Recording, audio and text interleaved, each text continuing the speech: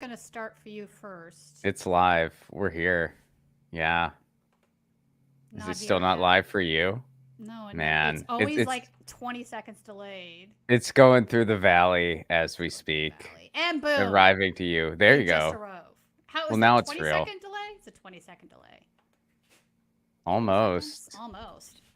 All right, let's give everybody a chance to filter in. I'm Tina-Desiree Berg. I'm here with my co-host Ron Placone.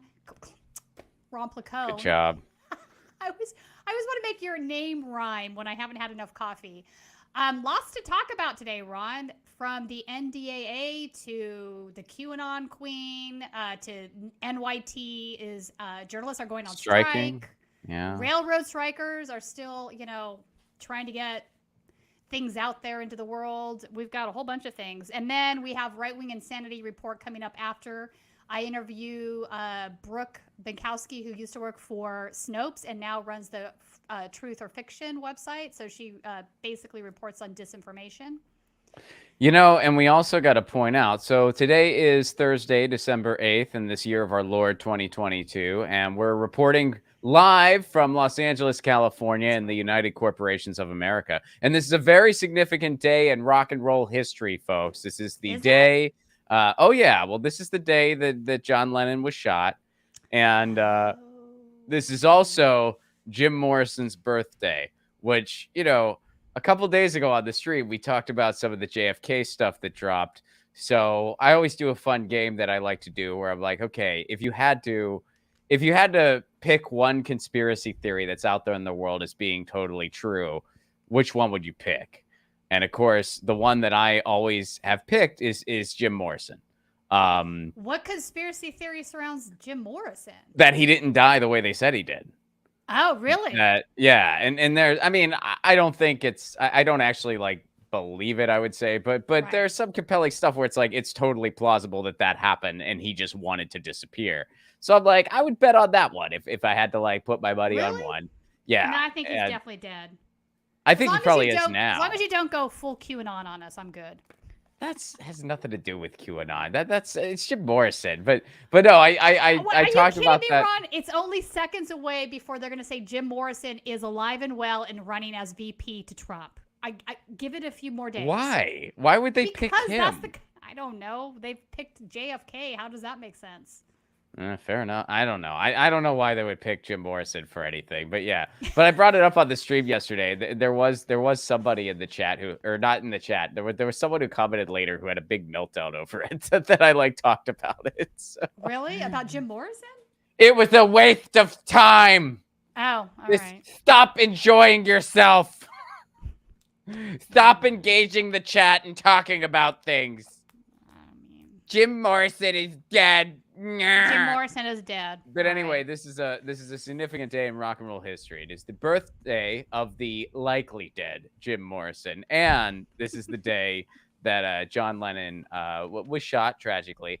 And so sometimes on today, I only listen to the Doors and the Beatles all day, which is not hard to do, by the way. Those are two pretty good. No, that's actually pretty easy to do. It's pretty easy to do. I've already listened to some other stuff today, so I didn't do it today. Not intentionally, just happened to not think of it. But I'll definitely be spinning both later. Will you let us know? I have vinyl of both of those bands. I could actually whip out the vinyl and play that. Look at you. Just play it throughout the whole show. I'm that old. I actually have. I have plenty of vinyl. Vinyl has nothing to do with age. Well, it's true. You're right. Hang on. It's making a comeback. It's now super trendy again, but for a long time it wasn't. I'm saying back in the day when your only option was, then you had 8-track. Who remembers 8-track? Anyone remember 8-track? Okay, yeah. I didn't think I got an 8-track player once for free. Really? because they said, please take this. It'd be great. Here's a bunch of 8-tracks to get you started. And I was like, oh boy. And I brought it home, and my girlfriend at the time was just like, get rid of that, please. Why do you? And I'm like, well, it's a thing that's different. And she goes, throw it away. We have a record player. That's enough. It's Engelbert Humperdinck. I had a bunch of random 8-tracks that it would have to be super random, like Xanadu, like weird 70s stuff. I don't know if it was that weird, but it was like Rush and shit like that. And it was just a weird collection. But anyway, smash the like button, folks. and tell us about your listening habits for today, as it is an important day in rock and roll history. Smash the like button. We're going to start with the NDAA. And as people are loading in, should we play the right wing insanity teaser now? Or yeah, sure, we can do that. Or we can. So John Farina also interviewed one of the rail worker. Couldn't get that out. Strike guys. I'd like. We have a 2-minute clip of that. They're going to have that ready for either this afternoon or tomorrow. Why don't we play both? We okay, both. cool. Why not both? I'm the we got 2 teasers for you here before we're going to jump into the NDAA. Biden, at the end, when there was a possibility, they had a legal framework to strike even for a couple of days before what they usually do is throw out a court injunction and force people to go back to work. That's the pattern in America since the Railway Labor Act was passed in 1924. So he went out of his way to do that with the Republican support. So I think workers are pretty angry at that. But at the same time, you know, this is something that you know, the union officials really have a stake in defending, and they're selling it hard. And Biden is trying to cover his tracks and saying, oh, I tried to get the sick days subsequently with an amendment, which they all knew would fail because it had to get 60 votes. So, you know, and it also, by the way, another interesting from the point of view of Biden and the Democrats, supposedly the great friends of labor, they gave an opening for these ultra right-wing, union-hating politicians like Ted Cruz, never said a good word about a union in his life, or Josh Hawley, to pose as supporters of unions. It's just crazy. I think the most important thing for them, because this came to a head before the midterm elections, in their mentality, which I think is bogus, but in their mentality, you know, the disruption of that, which the Republicans, I guess they would have pinned them on them or whatever, but it's a bipartisan thing. The main thing, if you strip away all the demagogy, you know, the main thing is that they do not want workers, especially in this period, post-pandemic, where you have the victory of the Amazon workers in Staten Island, you got even Starbucks workers, even the lowliest paid workers are fighting, you know, for unionization, and this is spreading. In a period like this, the last thing they want is for the powerful battalions of labor, the most weighty that have the most social weight in basic industries, that have the power to even shut down the country for a day, you know, that have the power and would have won support. All right, so that will be full interview will be coming to Status Coup, and then at Right Wing Insanity Report right after this, I'm speaking with Brooke Binkowski, who used to work at Snopes and is now the editor for Truth versus Fiction, and she specializes in covering disinformation. Colin, do you have that clip?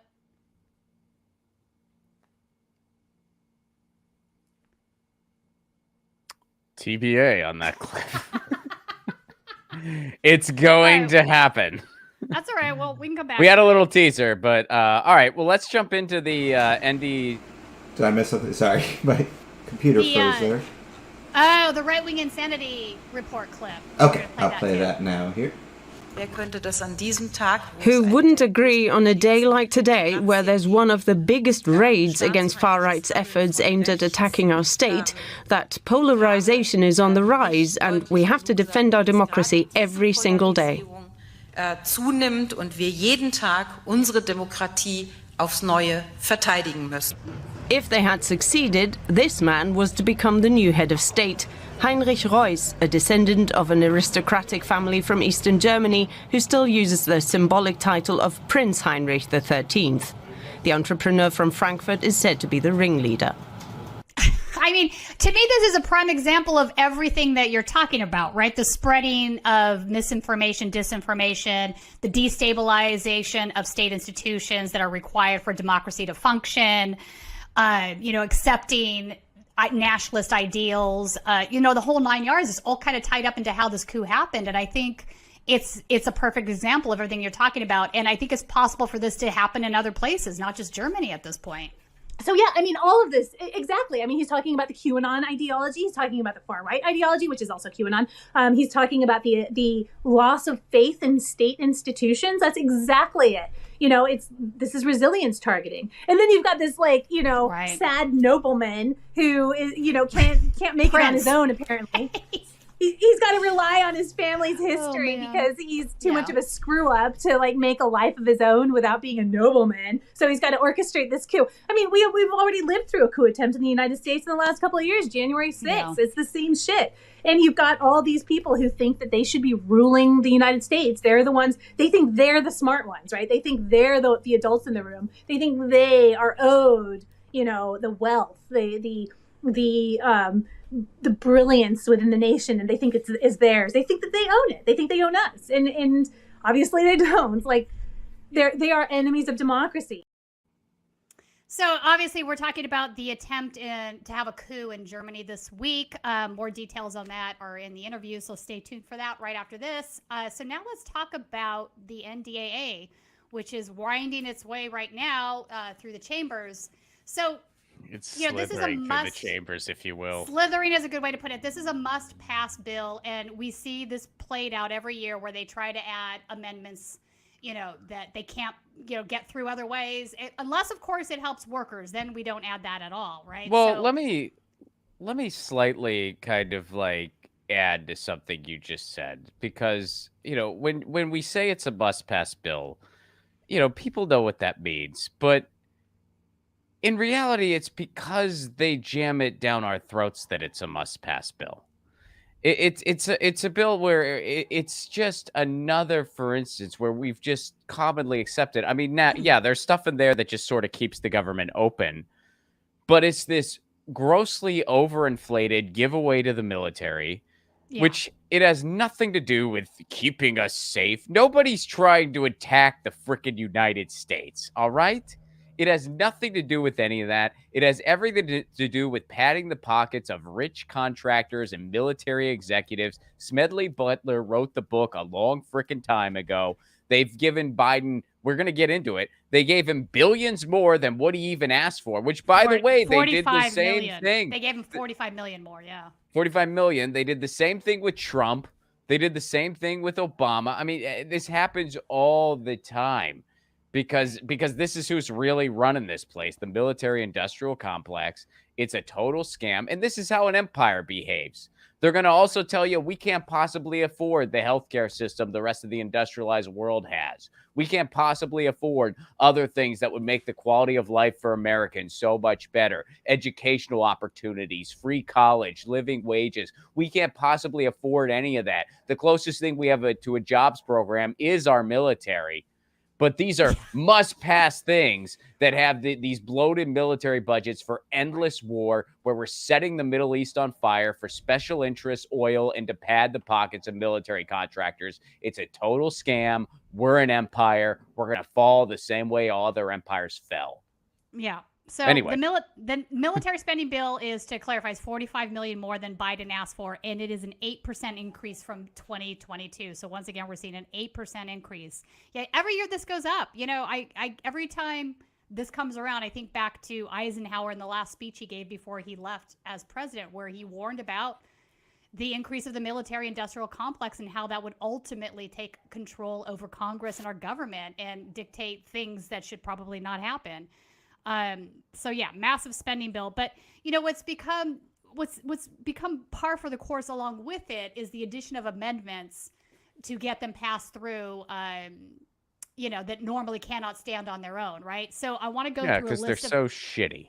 Yeah, they're because so shitty. Or Ron, the opposite is true. Or they could be adding, for example, the $15 minimum wage increase, but they choose not to do that, or they don't, go to the mat for it when they do. So it's very frustrating. All right, so the first one I want to bring up is the what some are referring to as a Protection Act for Ginny Thomas, right? So can you pull up that tweet from Jane Meyer from the New York Times, who might be on strike later? Talk about. We're going to be talking about that strike. So we might not get an update on this. So lawmakers have just added a provision to the National Defense Authorization Act protecting Supreme Court spouses from having to reveal any outside employer in the name of security. If it passes, Jeannie Thomas's professional entanglements would effectively be state secrets. So then update, this will most surely pass with carve-outs for media and opinion reporting on matters of public concern, but it still adds new layers of secrecy around justices, judges, and their spouses, and much more. Sponsors say it won't stifle the press. I hope they're right. No, of course it will stifle the press. That's why it's there. So I want to pull up on this topic. There is a group called Fix the Court that has been sort of lobbying against this. And they put out a press release. Hang on. This is back in 2020, November 12th. So this bill has been kind of floating around for a while, right? The idea therein, I should say. Mm-hmm. All right. So the bill would make reporting on judicial malfeasance impossible. In attempting to protect judges and justices' privacy, the bill threatens First Amendment protected speech. Sections 3 and 4 are so broadly drawn that if the bill passes, it would preclude certain reporting on potential bad actors in the judiciary. For example, publishing information that a judge or justice was gifted a vacation property by a person seeking judicial favor would make an organization liable under the bill. The same is true for an organization that reported on a judge receiving a car as a bribe. Troublingly, the bill's text would also penalize reporting about potential judicial favoritism of certain law firms and businesses that employ a judge's relatives. A clear violation of ethics that the public has a right to know about. Under this bill, reporting the employer of a judge's immediate family member would open a reporter or a watchdog organization to civil liability for alerting the public. I mean, this is obviously a very dangerous infringement on First Amendment rights. And of course, the reason they use is that it's a security precaution, right? Because protesters have showed up at judges' homes. A judge was shot, 2.5, 3 years ago almost. So they're saying there's a security issue here, and they're trying to curtail it this way. But there can very well be a security issue. I'm not going to dispute that, but this is not how you handle it at all. Of course not, because this isn't really about security. This is about ethics. It's about ethics, and it's about them wanting to get away with more shady things.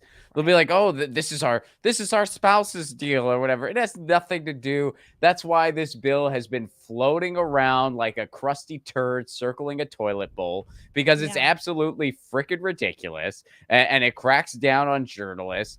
And they're going to try to push it through. And, this is how they do things. And by the way, they always lean on security. How did they shove the Patriot Act down people's throats? Oh, it's for the security of this nation. How do they get away with things like facial recognition and stuff like that? Stuff that does nothing to actually make people safer. They do it in the name of frickin' security. And look, security is a thing. I'm not denying that. You're not denying that.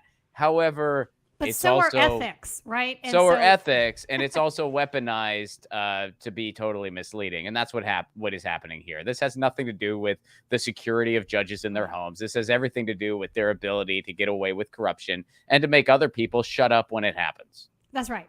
So Fix the Court also put out a press release this month. Can we pull the PDF of that up on screen, Colin? It's called Recent Ethical Lapses by Supreme Court Justices. This particular document is just focusing on SCOTUS, not the entire world of the judiciary. So, but it's interesting to look at these because I think people need to know about this, right? So Chief Justice John Roberts failed to recuse in 14972 ABB Inc. et al. Arizona Board of Regents, despite owning shares in Texas Instrument stock, a party on the ABB side. Initially failed to recuse in Merritt's case, despite owning shares in Thermo Fisher Scientific, which owns Life Technologies, did recuse after the error was brought to his attention after the oral arguments. Okay, so he got called out on it, and he went away. Look at how large the Justice Clarence Thomas section is. Look at all that.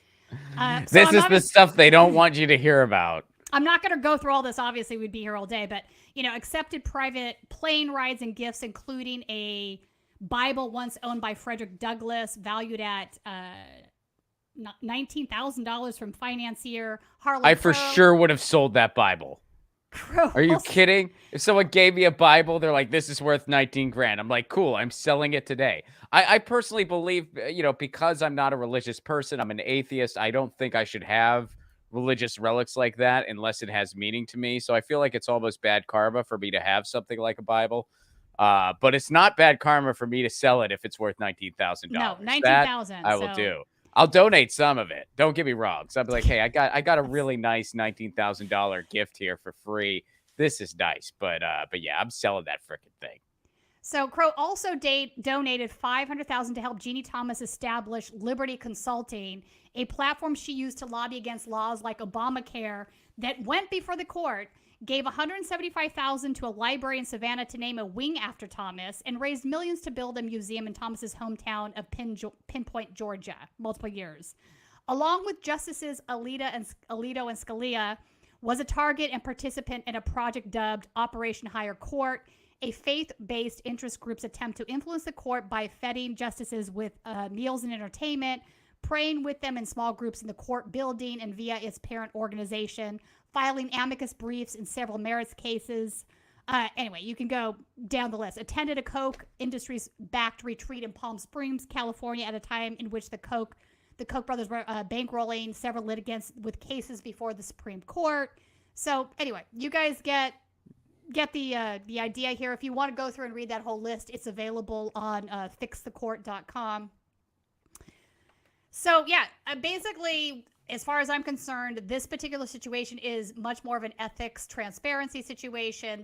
This absolutely should not be part of the NDAA, but as we stated earlier, stuff that can't seem to make it through on its own gets attached to these must approve bills and gets forced through, unless of course it's the $15 minimum wage. Yeah, here I thought Liberty Consulting was just the name of the worst dating app ever, but it turns out it's freaking way worse. It's way worse. All those things you just described sounds like the worst events ever. They attended a thing with the Koch brothers in Palm Springs. I'm like, that sounds like freaking torture. There was no catering that could make me want to go to that thing. No catering around that could make me be like, yeah, I'll suck it up. Right. That sounds horrible. All right. So another thing that has been attached, pull up, please, the Moulton Statement on Removal of Special Immigrant Visa Provisions from NDAA. So previously, they were giving special immigrant visa status to Afghans that were coming to the country for a million reasons. That's now been removed. So this is the Seth Moulton's statement on this. Washington, D.C. Congressman Seth Moulton, Democrat from Massachusetts, issued the following statement in response to many provisions related to the Special Immigrant Visa Program being stripped from the National Defense Authorization Act. Special immigrant visas are available to individuals who have worked as translators, interpreters, or other professionals employed by or on behalf of the United States government in Afghanistan or Iraq. The Senate negotiated NDAA fails our Afghan allies on many levels. By removing a provision to extend the Special Immigrant Visa Program, as well as my bipartisan provision that would offer better protection to our wounded Afghan allies, we are sending the message that we actually don't keep our promises. Other important provisions have also been removed that serve to further undermine the program. For decades to come, our young troops will be asked, why should we trust you when they ask our allies for help, etc. So 2 things here. First thing is that I think a lot of what's motivating this is just anti-immigration. A lot of the pushback against this visa program had come from people that are, kind of touting white nationalist principles in a soft shoe way, right? So this is about not letting brown-skinned immigrants into the country. And secondly, whether you feel good about the war or not, whether you're anti-war or not, I think the fact of the matter is that these individuals did, help the United States a lot when they chose to do what they do.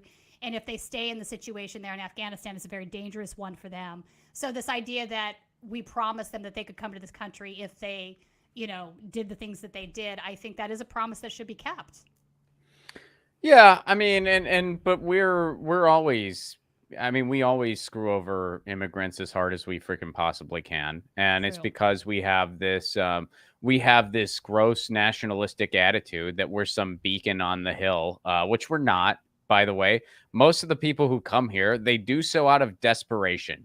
The people who come here, they do so because they're climate refugees, largely because of policies that we implement, Currently, or they come here. A lot of it is, yeah. or they're victims of our foreign policy elsewhere. And we pretty much have a net zero immigration between us and Mexico right now. There's actually a lot of people going the other way. That's why the wall wasn't to keep Mexico out, folks. It was to keep us in. Let's be honest. It was to frickin' keep us in because people are going down there now for medical tourism, dental tourism, and to live.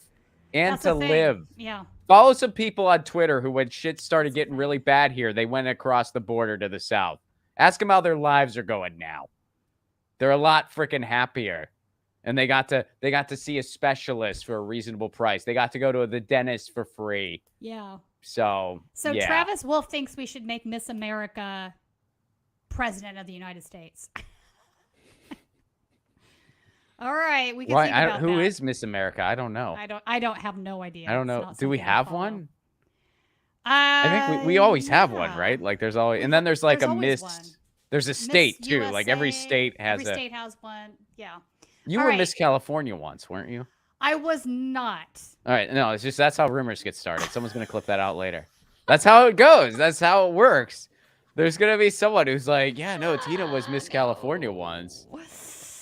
I might have been a Miss City thing once, and it was. Were you really? I was. What were you? I don't want to get into it, but it was a really atrocious experience. I was very bad at it because I was rebellious, and I thought a lot of what they were doing was just messed up. And did you have to give like a speech and stuff? Yeah. And you were probably like in a bathing suit, right? Like, isn't that how they? Okay, so you're giving a speech in a bathing suit. What did you talk about? Whatever they ask you to talk about. So I think the final straw for me was so a lot of it's charity actually driven. So you go to charity events and whatnot, but I get to this charity event and they basically want us to serve lunch to all of these donors that gave a lot of money to the charity in our swimsuits. And I'm like, yeah, I'm drawing the line on this one. There's no freaking way that I'm going to serve people lunch wearing a fucking bikini. Are you people crazy? At least Trump didn't go into the locker room while you were there or something. I mean, wow. I mean, this was like back in 91 or 92. So what was the city? Were you Miss Bakersfield? Like, what were you? You have to at least say what it was. No, like. Everyone get your hashtag ready. What was it? Were you Miss West Hollywood? You were Miss West Hollywood? I didn't know that was a thing. Is that still a thing? I have no idea. We digress. How did this even become a subject? You wanted to talk about it. Everybody's having a big laugh out of this because it's. You were just like, Ron, I got to tell you about when I was Miss City, and I'm like, okay. No. I was actually laughing at Travis's point, and one thing led to another. That's how it happened. That's how it happened. Okay, so we never would have known this about you. Yes, this is true. You would never, because I would never talk about this. Anyway, Miss WeHo on the ground. When you support Status Coup, you are sending Miss WeHo on the ground reporting. Go to statuscoup.com/join. Okay, so yes, pictures, please. I actually probably do have some pictures somewhere. You know what? I might have to pull these out and like scan them and put them on Twitter just for a laugh. Do it. I mean, I would be curious to hear your speech. Like, what you talk? Because I thought you got to pick a charity. No, they give it to you. They tell you. Yeah, it's pretty regimented. That's so lame. It is so lame. It is so lame. They don't let you pick. No. Because that would be funny if somebody was like up for some of that. I think the whole entire thing is just a giant money-making enterprise. Yeah, I think that's fair. For charities, you know what I'm saying? Of course. Anyway, all right. It's an honor to be in your presence, Miss West Hollywood. Back to the NDAA. All right, so not all of it was bad. We talked about the dirty deal from Manchin earlier this week, and that was actually a win. It was removed. So let's pull up the Progressive Caucus's statement on this, their tweet. Following a vote of membership with more than 2/3 of members in favor, the CPC adopted the following formal position tonight.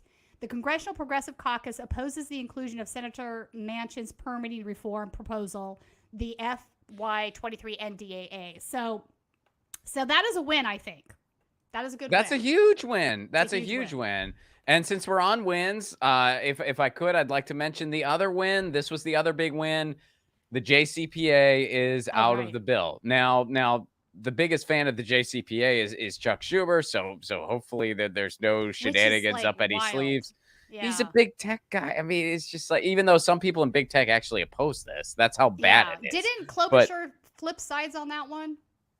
Was she one of the original sponsors? Am I wrong on Yes, that? she was. I don't know if she later detracted from it or not. I mean, this is one, it's so bad that there are some like normal people who would be for this, where even they kind of came out and were like, no, this is not good. And some of it was even people in Silicon Valley who normally, you know, there's money to be made for them in the JCPA, but because it would also could potentially really compromise the way their platforms would be able to be used by people. Even some of them were like, we can't support this thing. Colin, do we have, do you still have that headline from The Hill handy?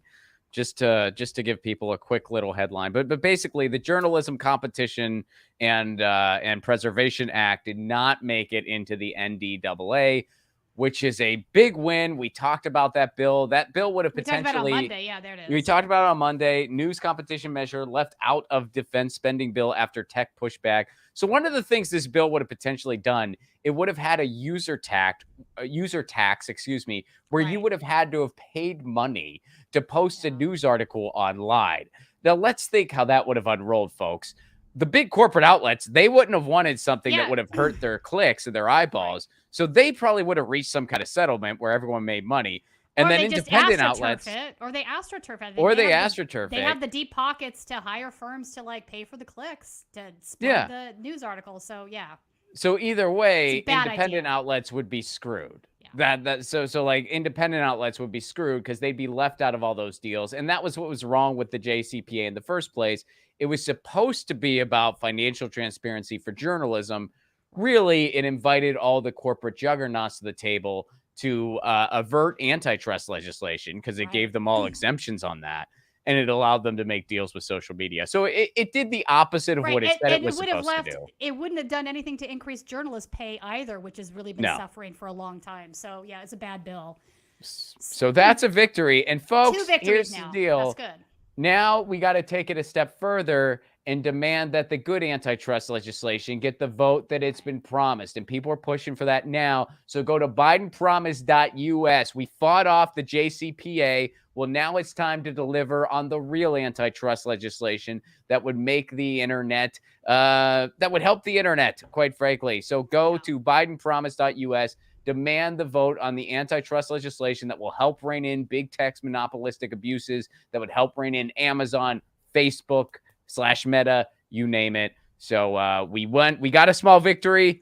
Well, actually, it's a big victory. Yeah, two big. They're two big victories. Yeah. It's just they're small when you compare it to all the losses we all experience. 100%. But we got to take it. We got to take the wins where we can. We really do. So I want to pull up a video that Senator Rand Paul put out today, because another thing that's part of the NDAA, some people are going to say this is a victory. Others are going to be like, this is bad news. And that has to do with mandating COVID vaccines. Let's play that video. I don't think I have that. Give me one sec. Okay. It's emailed it to you if you can find it. So basically, you mean I'm not going to get to hear Rand Paul? This breaks my heart. He's the greatest. I really want to hear what Rand Paul has to say about everything. He's a genius. Of course, he's making this about medical autonomy and religious freedom, right? I have no idea how not having a COVID vaccine is religious freedom. Well, it's for the military, right? Correct. For the military. So the argument is that all of these soldiers that refused to get vaccinated lost their jobs, but now they get their jobs back. But the bigger picture here is that it's a public health situation, and it's not unusual for the military to require vaccinations. They've done it for tetanus, they do it for malaria, especially when you're going overseas to areas where you are likely to be exposed to these viruses. Oh, you found it. Okay, let's play it. He's the best. This is a good day for our young men and women in the military. It's a big deal that we chose to stand up and fight for them. And because of our fight that began last week with saying we wouldn't get on the bill unless something happened for our men and women in the military, it's going to happen.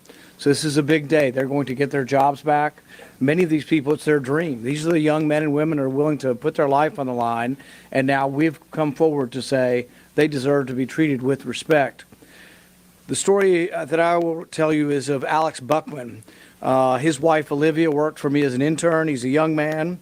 He graduated from Hillsdale College. Okay. right. I mean, so if you join the military, you're required to get like a buttload of vaccines. So if you're like, if that's the straw that breaks the camel's back for you, like, why? Like, you have to get a ton of vaccines. Well, because it's been politicized. It's been politicized. That's what this is. That's the difference here. And that's really the only difference, in my opinion. Well, and the other thing, too, is like, well, what is their, like, what kind of COVID protocols do they have in the military? Which I don't know the answer to that question. I'm not in the military. But if it's one of those things where it's like, okay, we're testing everybody, you know, a couple times a week, which I think they should be doing regardless of everyone's vaccination status. I think everyone should be tested because these vaccines, you know, don't fully prevent transmission. So Right. I think everyone should be tested. I think that should be a policy all over the place. So, like, if they're doing that, like, all right, well, fine. But a lot of times when you see stuff like this, it's not because, okay, they're requiring masks indoors and they have such extensive testing that they're like, you know, the vaccine's up to you. It's more like we're letting it rip. And that, and those are two different things. And letting it rip is clearly dangerous. I mean, look at what it's doing, you know? And so it'd be one thing if they just, you know, focus more on other protocols, that it's like, all right, whatever.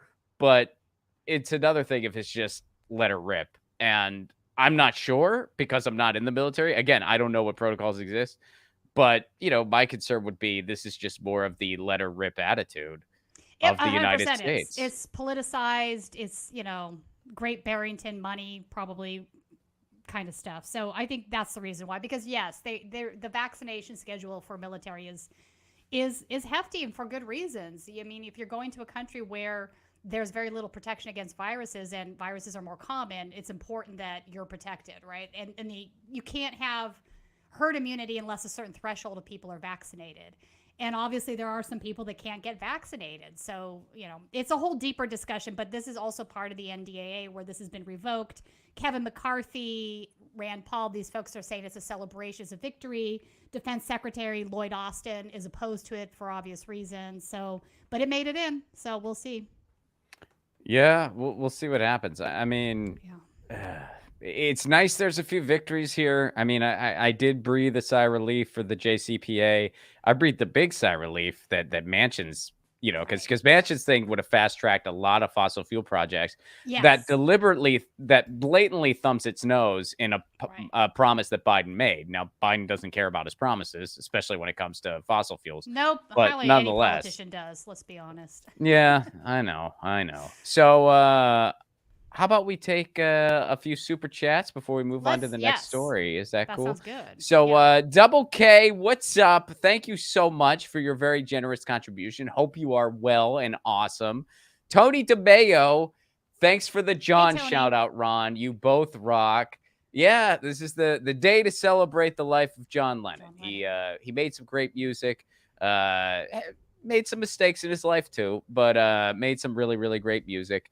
And thank you for that, Tony DeMayo. We're going to try to get to the super chats throughout the show. So if we get to all of them at the end, we might not remember like what people are referencing. So we're going to try to get to it throughout. So leave your super chat, folks. Humorous, what's up? You are so generous. Thank you so much. And you are covering my goofy face with your comment, which no. Keep my face covered, Colin.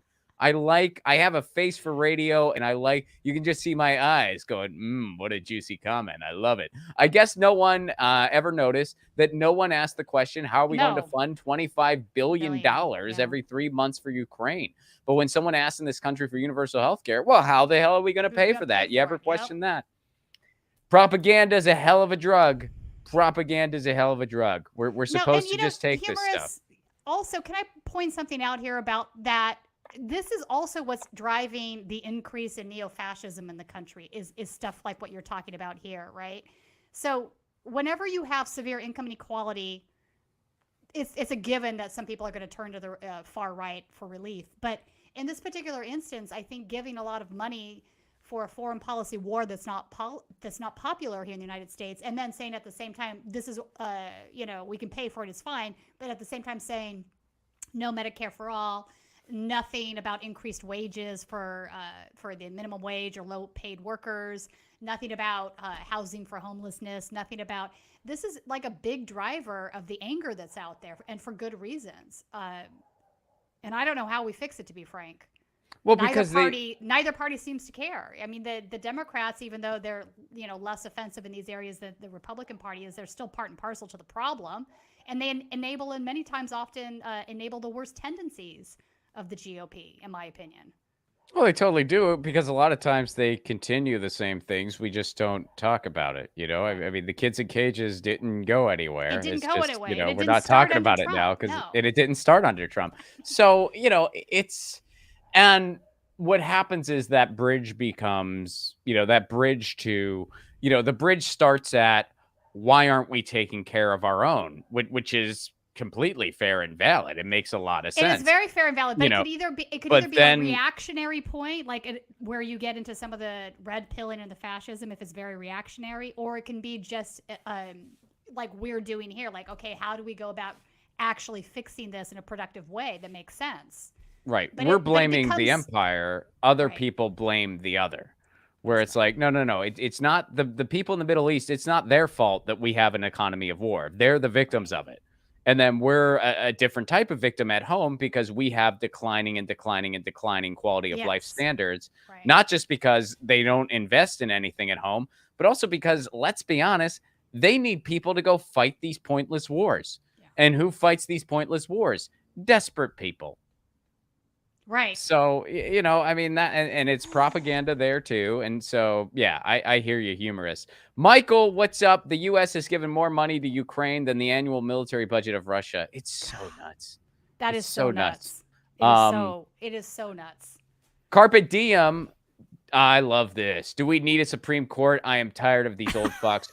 We do not need a Supreme Court, and it should be abolished. That's my short answer to that. Obviously, it's a longer discussion than that, but short answer, no, we don't need a Supreme Court. The Supreme Court, as we have it, should go away. It shouldn't be a thing. We can revision what we have in place of it, or massive reform. I mean, I do think there needs to be an ultimate governing body as far as the judiciary is concerned, but I think that we're doing it now is really messed up. It shouldn't be so politicized. There needs to be term limits. Like, it's ridiculous that these guys have lifetime appointments. The dark money stuff, which is part and parcel to why they're there to begin with, right? It's like a feedback loop, is making it matters worse because you have very politicized judges that are meeting with people from the Federalist Society, or they're also, and it's not just SCOTUS, let's be honest, this is happening at lower courts. There's like a feeder tube of these justices to go all the way to the top, starting at lower courts where they're picking up the time frame and the time and the ideas from like Christian fascists and whatnot, and they're carrying it up with them. So this has been going on for a couple decades now, and we need to do something. I don't know if we can succeed in. I think it's got to go away. I mean, it's not like, I mean, all the things you described, that's what makes it the Supreme Court as we know it. Like, I'm all about replacing it with. It used to be, okay, listen, it didn't used to be this way, like this bad. There were other issues per se, and I agree with that, and they could have been, but with everything in this country, everything has become so reactionary and polarized that it's not functioning anymore. And I think also, to go along with that, it's destabilizing to have a public that just cannot buy into its validity at this point, right? All of these institutions, these democratic institutions, the institutions of democracy really in general, need public buy-in in order to function properly. And that's disappearing. Yeah, so you have to get rid of them. I mean, so you have to get rid of them and start again. I mean, it's like trying to salvage a freaking like dead weed or something. Well, we can make this a plant. No, you have to frickin' pull the weed and then plant some new seeds. And yeah, that's going to take a while. I'm okay with that, but I'm just saying I'm okay with digging it out and replanting it. I just think there needs to be something there, whatever that vision is. Yeah, I mean, replanting it with some not dogmatic religious zealot seeds. You can get them at Home Depot, and you know, you plant those. All right, let's Wait, get we to have it. one more from Humorous. We have a couple. Let's put that Humorous. up. As long as people keep So believing in the generous. I know. Yeah, thank you so much, Humorous. As long as people keep believing in the GOP and the Democratic parties, there truly is no future for your grandchildren. Ha! Joke's on you, Humorous. I don't have any grandchildren. They have proven that. I hear what you're saying. They have proven that for 70 years. I know, it's rough. It's rough. I mean, yeah. Charlie Kelly, what's up? Thank you for the $10 super Thank sticker. you. Love it. And Humorous, again, thank you so much. You are so generous. Tina, people are very unknowledgeable about the economics of this planet. Money only exists if we spend it. We would be better off spending $100 trillion in this country and paying 55% tax. You would be amazed at I agree with you. I 100% agree with you. Yeah, I agree with that so too. Full disclosure, my family's from Sweden, and that's the model they have there. And believe me, the quality of life there is much higher. Although things are changing there, and I'm not going to get into that now, but there's problems. Yeah, like everywhere on the planet. Yeah, Fascism is increasing everywhere on the planet right now. It's very scary. I know that, and that's very true, and that's very valid. But it's like, I don't know. A buddy of mine lives in Italy, and they're having a lot of problems there right now too.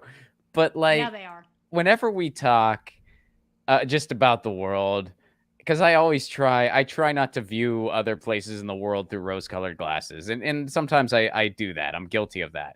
But when I'm talking to him, and I just go, yeah, I know you guys have your problems. He's real quick to be like, yeah, but not compared to you. And he's freaking right. And it's like, yeah, everywhere but it's like the United States, we've got it freaking turned up to 11, especially compared to, countries like Sweden, countries like Italy. That's definitely true. It's definitely turned up to 11 in comparison. No argument there from me. All right, let's talk about the New York Times strike. Yeah, let's go to the strike. Let's go to the strike. Don't play Wordle today, people. I never learned how to play, so I'm standing in solidarity. That's what I hear. People love it. I don't know how. I see those little boxes with everyone posts them, and they're like, "Look at me!" And I'm like, "What did you do? Did you win?" This just looks like different colored boxes as a Well, profile they're all clues thing. as you work your way down to figure out the word. And you know what's good about Wordle is you can't keep playing it over and over again. It's once a day. Otherwise, you'd be like, totally addicted. You know what I'm saying? I'm sure sure you get your it's one cool. Wordle in, and it's fun. All right, so the New York Times Guild members don't have if the New York Times Guild members don't have a deal soon, we're asking readers to not engage in any New York Times platforms tomorrow and stand with us on the digital picket line. Read local news, listen to public radio, pull out a cookbook, break your Wordle streak. I mean, I've been standing in solidarity for a while, just like intentionally. If they're just like, avoid the New York Times, I'll be like, done and done. There's plenty. I can find out what's going on in the war propaganda world elsewhere. That's not too hard. Don't play Wordle. I already don't play it. Read local news. Like I already do that. Cookbook, I'm not with you there. Whenever I flex my culinary muscle, I just kind of use my imagination, and if something sucks, I don't make it again. That's how I roll. I don't like recipes. I mean, I do, but you know what I mean. Let's pull up the open letter to the New York Times readers. To our faithful readers, the New York Times is known for its reporting across the globe on issues big and small, local and international. Every day we strive to ask the right questions and follow the answers wherever they take us. We are deeply committed to the success of the paper and take seriously our civic responsibility to report the news each day. Today, for the first time in decades, we're fulfilling that mission in a different way. For the past 20 months, we have asked New York Times management over and over to bargain in good faith for a new union contract and to provide employees our fair share of the revenue the company has earned from all of our hard and diligent work. Their responses have led us to walk out for 24 hours. This is not a decision we take lightly. We know you count on us for vital news and information. Our fight to ensure a living wage for the most vulnerable of us and fair pay for everyone, for evaluations free of racial bias, and to protect our healthcare is really about the future of journalism at the New York Times. Without these protections and benefits, our journalism suffers and our newsrooms will fall behind those of our competitors. Notably, the company can certainly afford to invest in its employees despite management's fear-mongering. The company is on track for an annual operating profit of at least $320 million and has approved $150 million in stock buybacks to investors. Yeah, So and this they were is- asked. The other is- important thing to note there is that, yeah, they just mentioned all those profits to shareholders. Simultaneously, they were asked to basically take a pay cut. Right. Like their newest contract was essentially a pay cut. Right. Like when you So- factor in cost of living increases and stuff like that. So this is what we're seeing across the board in every industry. The companies are making record profits, and instead of investing the money that they're making back into their employees who are producing the work, they're choosing to engage in buyback programs of their stock, which further increases the value of the stock. So this is just pure corporate greed, and it's happening across the board in every industry. So I think it's important to see actually one of the largest papers, the workers, they're taking the stand because it's not something we've seen in the past. And the pay cuts in journalism have been atrocious over the few years. There's been a lot of mega mergers, so there's very few options as far as getting a job because it's the same media conglomerates that own everything. And billionaires have been buying up papers, whether it's Jeff Bezos buying Washington Post. We have the LA Times has now been purchased by a billionaire as well. The consolidation that's happening in this industry is really problematic, not only because it gives you a certain view of the news that maybe might exclude certain voices like from workers, but it's also very bad for journalists that actually do want to do the work and do it properly. Sometimes sometimes coming up with an investigative report can take weeks and months. And when at the end of the day, you've spent 7 months looking into a really important story and you do it because you have a passion for it, right? You get paid $500 for that work. I mean, well, not only that, but let's be honest here. Like places like the New York Times, and again, this is not because of the workers. This is way above them. So, I totally stand with these striking workers, but let's be honest, if we're going to talk about the anatomy of the corporate media, there's certain places you just can't go. If you want to really do a big expose of what's going on in Flint, Michigan. They won't. Yeah, they're not going to publish. They're not going to touch that. They're not going Right. to touch that because oil and gas advertises with them. And so, But I also think it's important because I personally know some individuals that work at some of these conglomerate papers, and they have frustrations about what you're talking about right now. There are things they do want to report on authentically, and it gets denied by the editor or somebody above the editor. So, I believe it. I mean, this is the system we have. So if you want to go into journalism in any capacity, I mean, yeah, you can try to do your own things, or you can try to navigate the waters and just kind of work within, what you're faced with. So I'm sure there's all kinds of people across the country that want to do good journalism, and they're faced with these roadblocks. And good journalism certainly exists in the United States, but it exists despite the media structure we have, not because of it. Yeah, so, I agree. And that really sucks. And that's not the fault of journalists. That's the fault of, consolidation and the corporatocracy and capitalism. I agree. Let's bring up the Boots Riley tweet because I think he's absolutely correct on this. His tweets are dope. Yeah, he's pretty awesome. I have to agree. All right, so New York Times workers are on a one-day strike. This is an outgrowth of the biggest strike wave the U.S. has seen in 80 years. Thousands of strikes in the last 2 years. Journalists should start writing about this as the strike wave it is and what that signifies about the working class. Yeah, he's absolutely right. I mean, it's like, that's why here at Status Coup, I mean, here at Status Coup and on my show, Get Your News On with Ron, and on your show, District 34. And I mean, we all cover strikes as much as we possibly can. And let's be honest, y'all, it doesn't always get the clicks and eyeballs that, it absolutely does not. It doesn't get like the clicks and eyeballs that drama does. From doing it. Yeah, no. It's important. I mean, it's important because it's like we got to amplify this stuff because only by amplifying it, that will allow more to happen. And that will allow people to coalesce and exchange ideas and communicate on how to do this at a bigger level.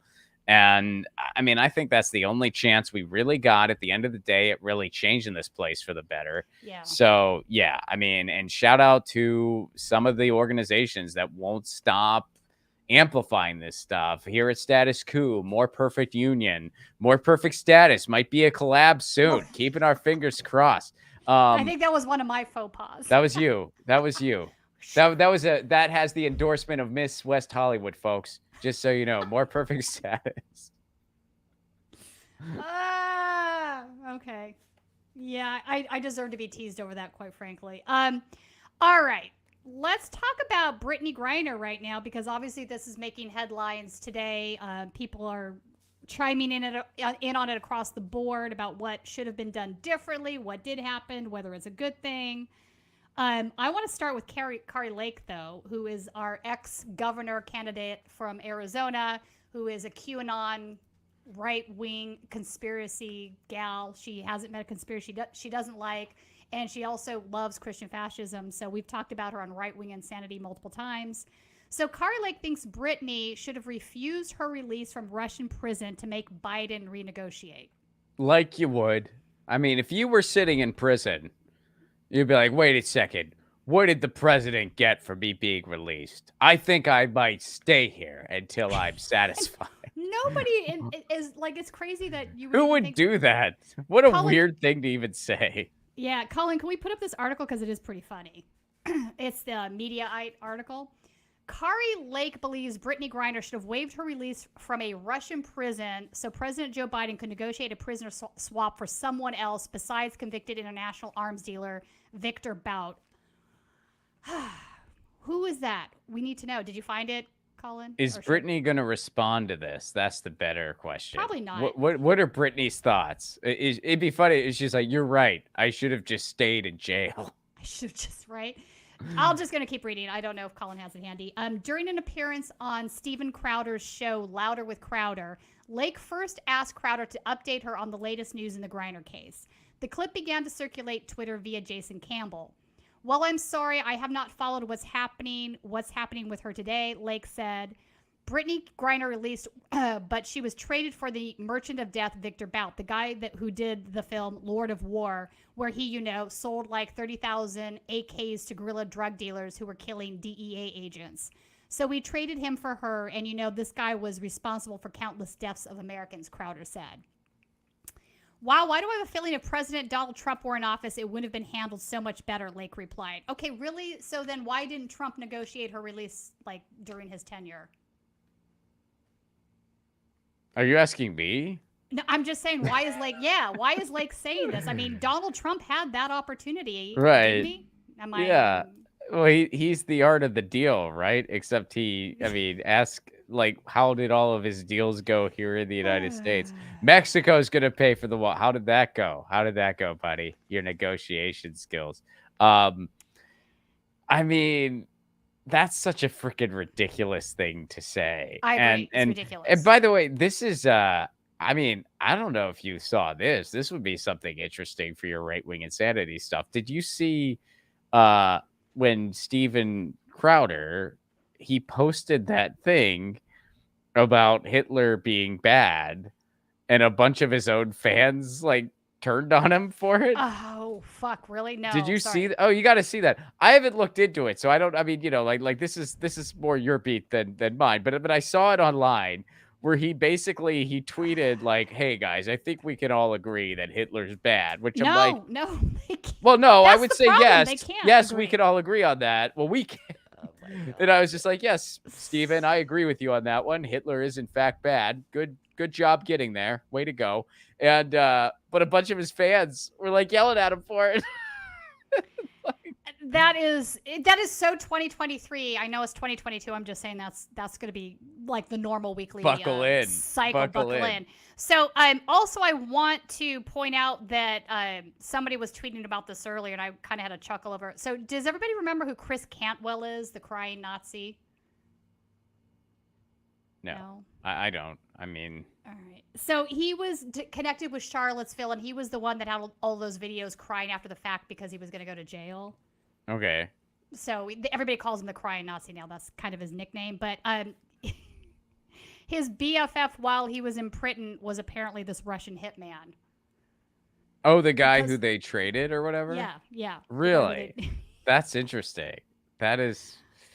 Wow. All right. So yeah, that's what's being said. Can we play John Bolton's reaction too? Because Yes, let's that play was that. kind of funny. John Bolton's reaction was. This is the guy who he hinted he might have to run for president. Which, wow. Yeah, Talk about. Let's play that next. That is pretty funny. The John. Ambassador, let me just first get your reaction to the news. And if you could also perhaps break down for our viewers the types of negotiations that happen in situations like this. Well, obviously, there's a lot of very understandable human emotion here in getting Griner released, but this is a very bad mistake by the Biden administration. This is not a deal. This is not a swap. This is a surrender. And terrorists and rogue states all around the world will take note of this, and it endangers other Americans in the future who can be grabbed and used as bargaining chips by people who don't have the same morals and scruples that we do. There are occasions when you swap spies. Obviously, there are legitimate exchanges of prisoners of war, but this doesn't even approximate that. The idea that somehow what Brittney Griner did, very foolishly in my estimate, but that whatever she did compares to Victor Bout is something that shows just how desperate the administration was to make this deal. And I'm just very worried about the effect it has and the danger that it can put many other Americans in all around the world. Of course, you know, the reporting is, and I think it's pretty obvious, I don't think I have to say the reporting is, that Brittney Griner was overcharged, that she was charged sort of akin to a drug trafficker, to at least make it seem on paper like these two prisoners were equal. Can you tell me what you know about Victor Bout and why the Russians would want him back so badly? Well, I really can't get into specifics, but I'll just note that Paul Whelan, who was likewise set up by the Russians back in late 2018, so when I was at the White House, is still in custody. And I'll just note the historical fact that the possibility of a Bout for Whelan trade existed back then, and it wasn't.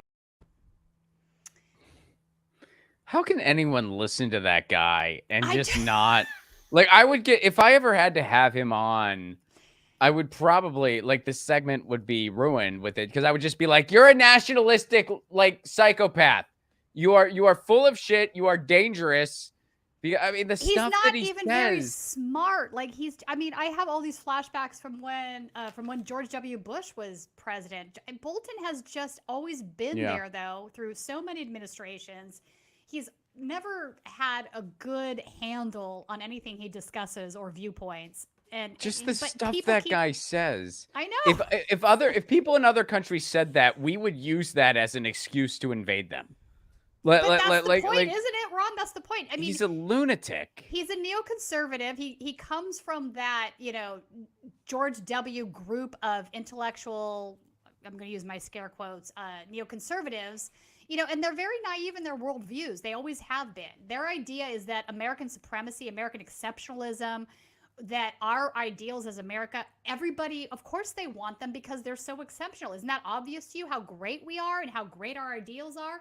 So the idea that, you know, Iraq would be predicated on this, right? We're just going to roll in there and everybody's going to love us and worship us and say, thank you for bringing us American democracy. This is fantastic.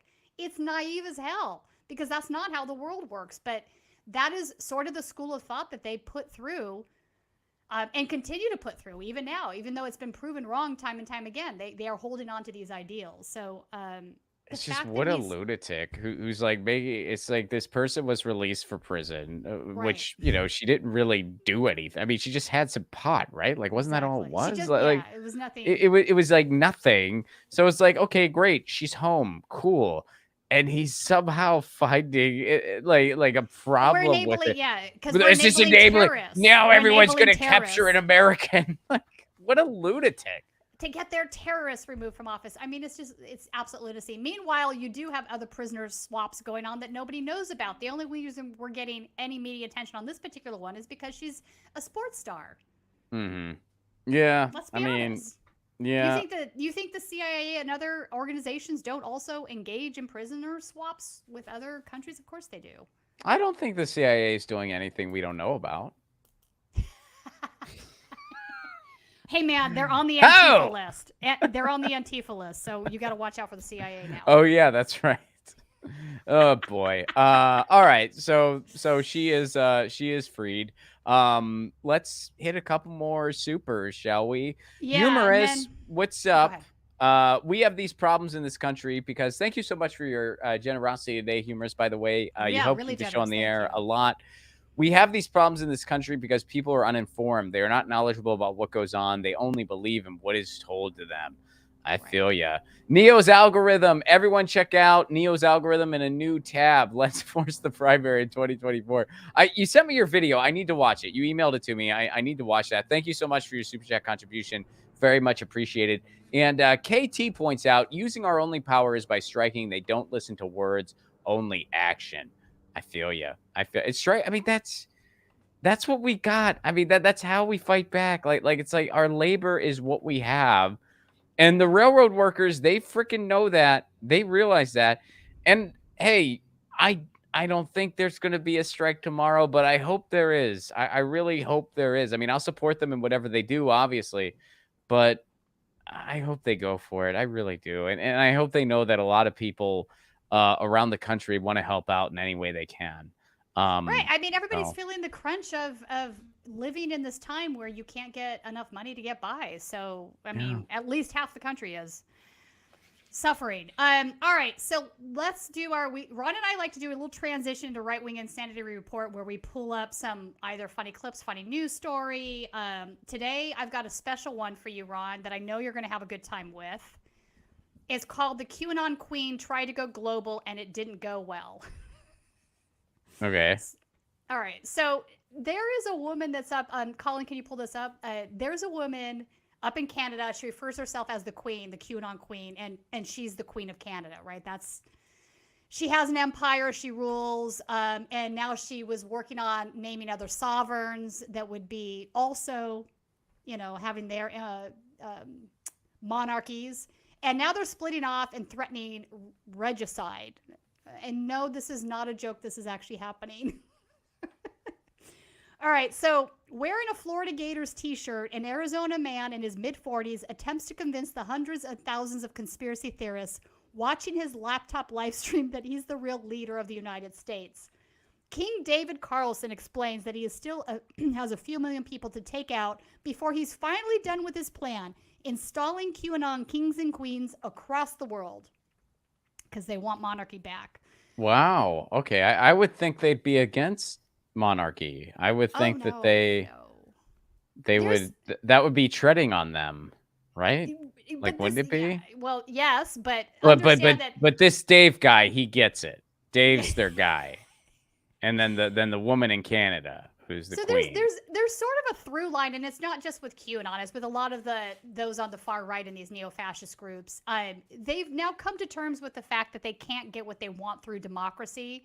So now they're like, yeah, who needs democracy? We don't need that. Let's just get our guy in place, and then he can install all of the laws and things that we want, and then that. What are some of the laws that they want? Like what fascists, are Christian fascism? Theocracy. They don't see enough of that in the United States government as is. Oh no, they don't. no, There's not enough. Not even close, Ron. Not even close. Are you kidding me? They see Wow. us as we're run by a cabal of satanic pedophiles. Okay. Quite literally, that's what they believe. So no. So we are like nowhere near. DeSantis is like too far left for them. like they're like he's not is well we're Christian fascists. Like all right, you have plenty of people who might be president. Like you're not satisfied. There's a whole 4chan group, and this isn't QAnon necessarily, but there's a whole 4chan group that's dedicated to bringing back the monarchy. But as long as it's their people, right? Not just any monarchy. We need the queen like Dildo Doe or whatever. What's her name? Like we need her up in Canada, and then we need Dave the Gators fan. That's the freaking guy. He just has to. Diddlo, yeah. So it sounds like okay. Ramona Diddle. Actually, I think that is Italian for dildo. Actually, I think that's so. So I don't know what her family used to do back in the day, but I'm pretty sure that her name is Italian for dildo. Actually, I don't think so. I made that up. But All right. So Dave is the king, and Dave just needs to. I mean, he just has a few million people. He needs to off a few more heads. Off with their heads. Dave Okay. is not done with the guillotine as of yet. Okay. Okay. So once Dave, I mean, and Dave's going to get to that as soon as bowl season is over, right? Like that's Dave's plan. Right. Okay. Once his sports bets are done, Dave has a plan, and he's gonna be armed with fueled only by Tostitos and the finest queso dip. Although he calls it cheese dip. You better speak American or get the fuck out. And he's gonna be there, and he's gonna install himself as king. King. Well, no, he's already done that. He's already installed. Oh, himself he's as done king. that. Okay. That's all right. already happened, bro. We're come on now. All right. So he's king. He just king not of the United enough States. people know about it yet. That's Right now, correct. it's only the He people on needs his live stream. Yeah, in fact, I'm going to talk in a second when we get back to the one in Canada. They actually took a group to the police station because they were going to get rid of the police and install their own army. Like these, I mean, follow me along here with QAnon. It doesn't have to make sense. All right, so Dave says, we've managed to infiltrate large portions of the world's population and cut the heads of the snake in many places around the world, said Carlson, hinting at the murder or incarceration of his enemies. We've got a long way to go yet. There are a few million minions we're having to deal with, but we're catching up. To understand the man claiming to be King of America, you must first understand the woman claiming to be the Queen of Canada.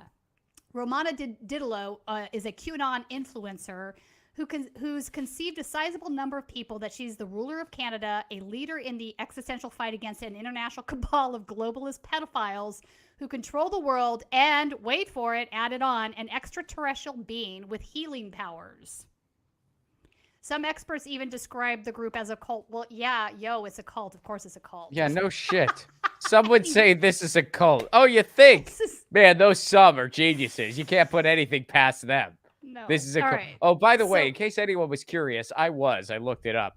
The Italian word for dildo is actually just dildo. It's the same. It's the same. So her last name actually doesn't mean dildo. I was curious because I said that jokingly, but then I'm like, what if that really is Italian for dildo? But no, it's the same.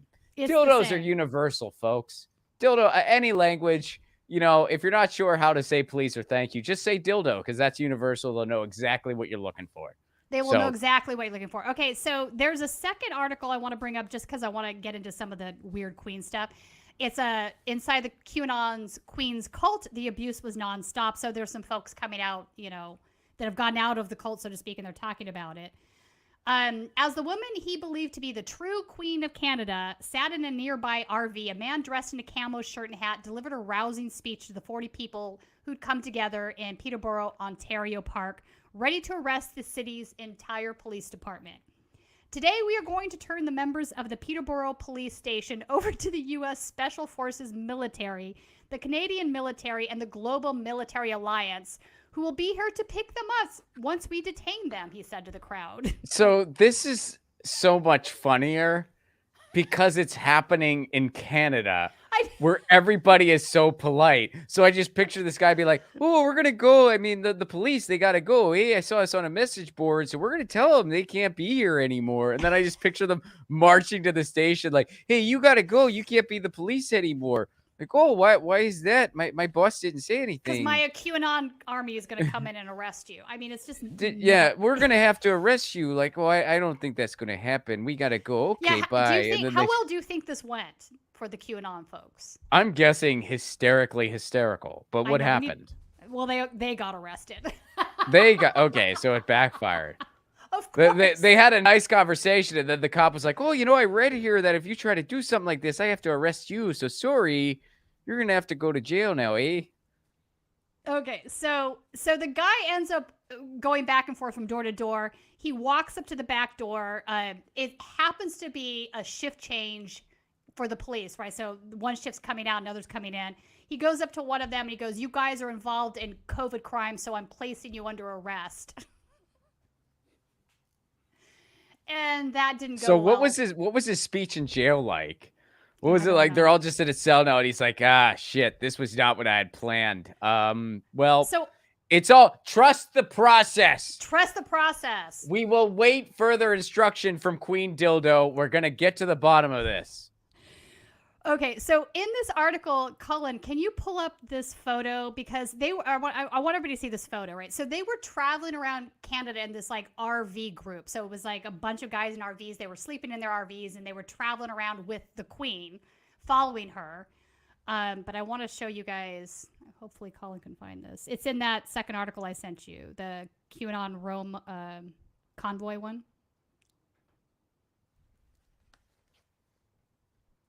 Oh, maybe he can't find it. Is it the Vice one? Yeah, it's Vice. Okay.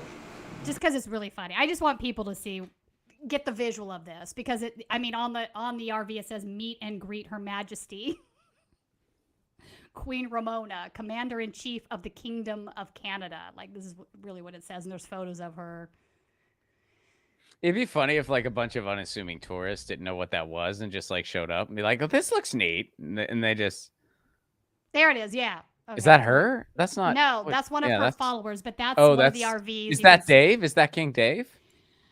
No, I don't think it is King Dave because King Dave is the King of the United States. Let's get this. This is Queen of Canada. Oh, Never gotcha. The two. They're gonna regicide each other out of existence at this point, I guess. I don't know. I mean, Well, what if they unite? Then it's a. Is there a Duke of Mexico, or Mexico's probably not invited to this? I'd imagine. I mean, we just had a prince try to stage a coup in Germany, so I don't know what's happening. So they're trying Germany. All right, fair enough. Well, that's. I wonder how their meet and greet did with that guy. The guy standing there. He hasn't been given a title yet. He's awaiting. No, he's awaiting his land and title right now. With his medals on, it looks like he might be the general. I'm going with the general. Oh, okay. The general just has like a 4chan account, and that's all. But if you eventually get land and a title, and then you take it from there. I mean, this is. It's wild.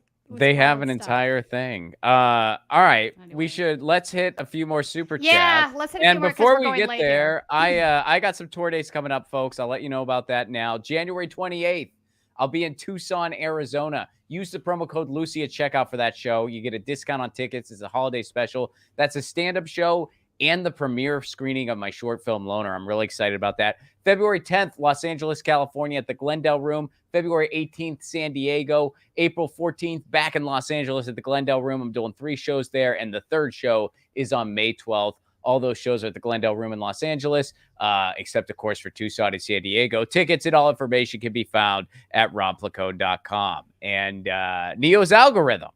Love you, Ron. Hope to talk on Colin again one day. Thank you so much for that, Neo's Algorithm.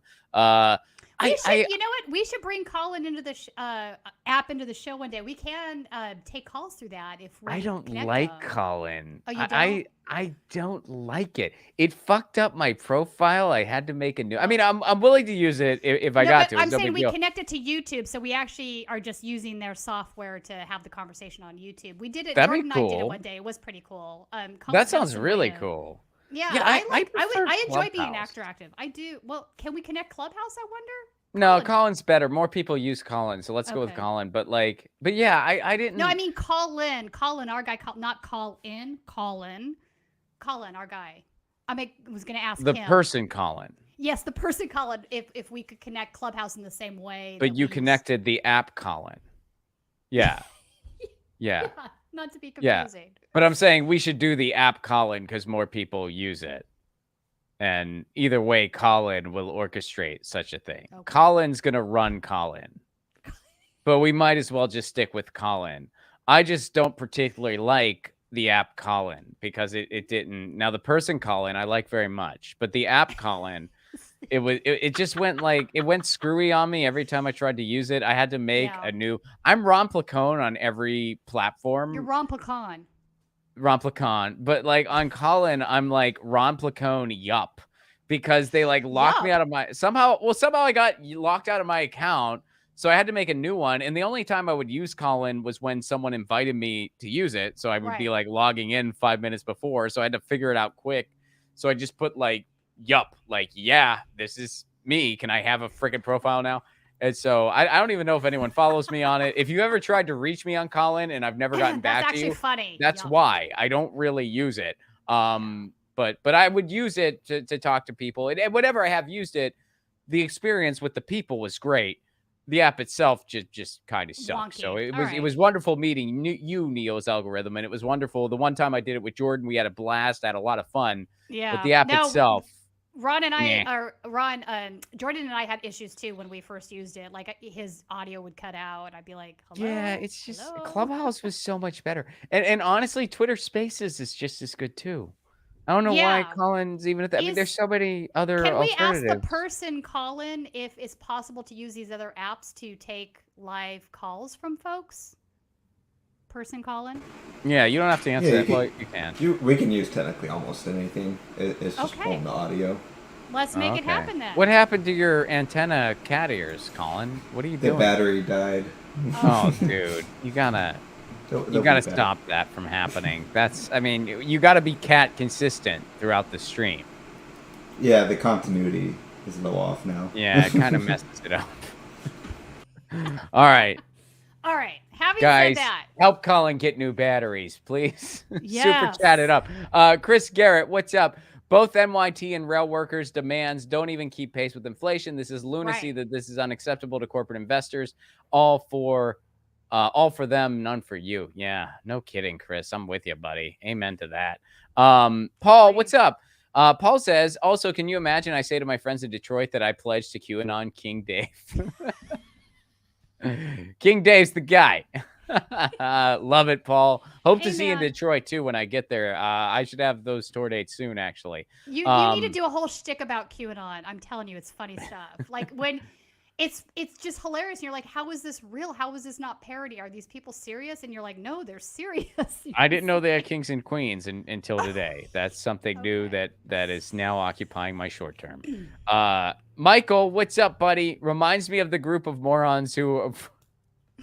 Sorry, I just laughed at that on its surface. Reminds me of the group of morons who were arrested here in Germany for a few days for Reichsburger, which I'm plotting not saying to correctly, yeah. overthrow the state. Well, a We lot got of them were crazy folks here, QAnon. too. There was QAnon crossover with the Reichsburger. In fact, Michael, I have infiltrated their private chat like a year ago, and I can't read anything they're saying because it's in German. Every now and then I'll take a screenshot and send it to somebody, but I should probably... That's so funny. You infiltrated them, but you didn't think of that one component. You're just like, I'm in. And then it's all in German. And you're like, shit. Foiled. Like, what do you got, Tina? 9. I don't know what they're saying in here, but I mean, I'm in a lot of European Nazi chat rooms, but not all of them I can understand. But I was thinking at least I'll get some videos and whatnot. But now that you they're so part of this... casually said that. Well, Like, but now that's they're part something of this people coup. casually say. I'm part of a lot of neo-Nazi chat rooms. Don't get me wrong. I'm in a lot of them. Now some of them are in English. Some of them, who knows? Some of them are in Morse Swedish. code. I'm in a Swedish one too. Like, listen, these groups are increasing globally, and that is what we're going to discuss next with Brooke, actually, including the German coup. I'm going to, pardon my German, Michael, Reichsburger. I know if I had spoke German better, that would make more sense. But Reichsburger. there you go. There's some QAnon elements to some of these folks. One is an ex-AFD parliamentarian. AFD is a far-right group in Germany. They do have neo-Nazis among their ranks, even though there's been some contention in between these two factions inside the AFD. Either way, they're very fascist. Well, here, one more quick one before we get to right-wing insanity. Travers Yes. Wolf brings this up. Now, this is interesting. What if they marry? Travers says they might marry, then Canada and USA will unite, like Scotland and England. So what if Dave and what's the dildo lady, like, what's her name? What if they like decide to unite? Like, what if they unite their houses? Or maybe their children will unite the houses as prince and princess. I'm going to see if I can get some of these translated. But, See if they'll... all of these groups, they chat amongst themselves. There's a lot of crossover because part and parcel of what's happening is these right-wing neo-fascists want to unite globally because their idea of nationalism isn't necessarily about within a state's boundaries, like i.e. Germany, Russia, United States, right? Many of them are now saying, no, we just need to unite together as white nationalists against all of the others in our countries, and we need to find a home country. Like, where do we set up state as a home country? So there's some extreme... Being a racist asshole has no borders. No. Like, they're just, yeah. No, and Actually, honestly, a lot of them are what? realizing they can't get rid of, liberal democracies, that it's not as easy as they thought it would be, that they can't convince every other white person to come on board with their bullshit, right? So now, You know what? Like, well, You're actually making me almost kind of root for this a little bit. If there was a scenario, no, hear me out. What?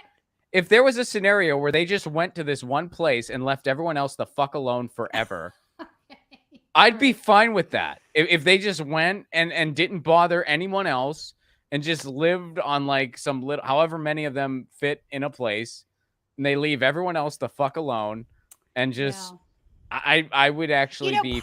They're not hurting anybody. They're just saying horrible things that everyone could just ignore because they're not going anywhere. They're not going anywhere. So if that's what they want, go do it. Go find a Leave place. us all alone. Just There's a supposed island that exists that it's like an Aryan island. This comes from like Hitler esotericism, which is a thing where like this is, past Swedish, like Sweden's not even wide enough, right? So this is like this Aryan island, and it's mystical. It's not like a real place. But if it was a real place, it could be exactly what you're talking about, and we can just wall it off. Shout out to Carpe Diem. Carpe Diem goes, it's called Orange County. That's funny. That's freaking funny. Good. That's solid. That's awesome. And that mic drop, that is the end of the show. Mic drop. Boom. All right. So time for right-wing insanity. Time for right-wing insanity report. Yeah, folks, stick around. So I have Brooke Binkowski, who is my guest. She has worked in the past for Snopes. She's currently the editor for Truth or Fiction, so she covers disinformation. So she spoke with me about global disinformation from the right-wing extremists and how they're unifying.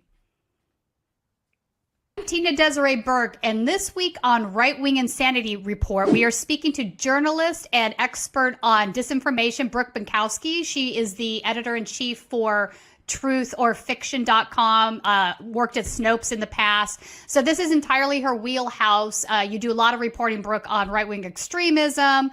So right off the top, I want to ask you about just the basic anatomy of how disinformation becomes truth. We are living in a post-truth America, I think, right now. Whether it's QAnon, whether it's anti-Semitic tropes, whether it is just lies about what happens at protests. Everybody wants to like distort what the truth is and use it to their advantage. So how does this happen, and why do you think it's more amplified currently in this environment than it ever has been in our past? Well, so I'm about to say a whole bunch of crazy sounding things. So just so you know, I mean, I'm used to saying crazy things. So I just want you to know that I'm aware that they sound crazy, but they're also true to the best of my knowledge. And based on my research. So we are currently living through what I call a global right-wing power grab, or global far-right power grab, really. And it's because of the internet, which has been around, since the 80s. It's been evolving into the current form since the 1980s.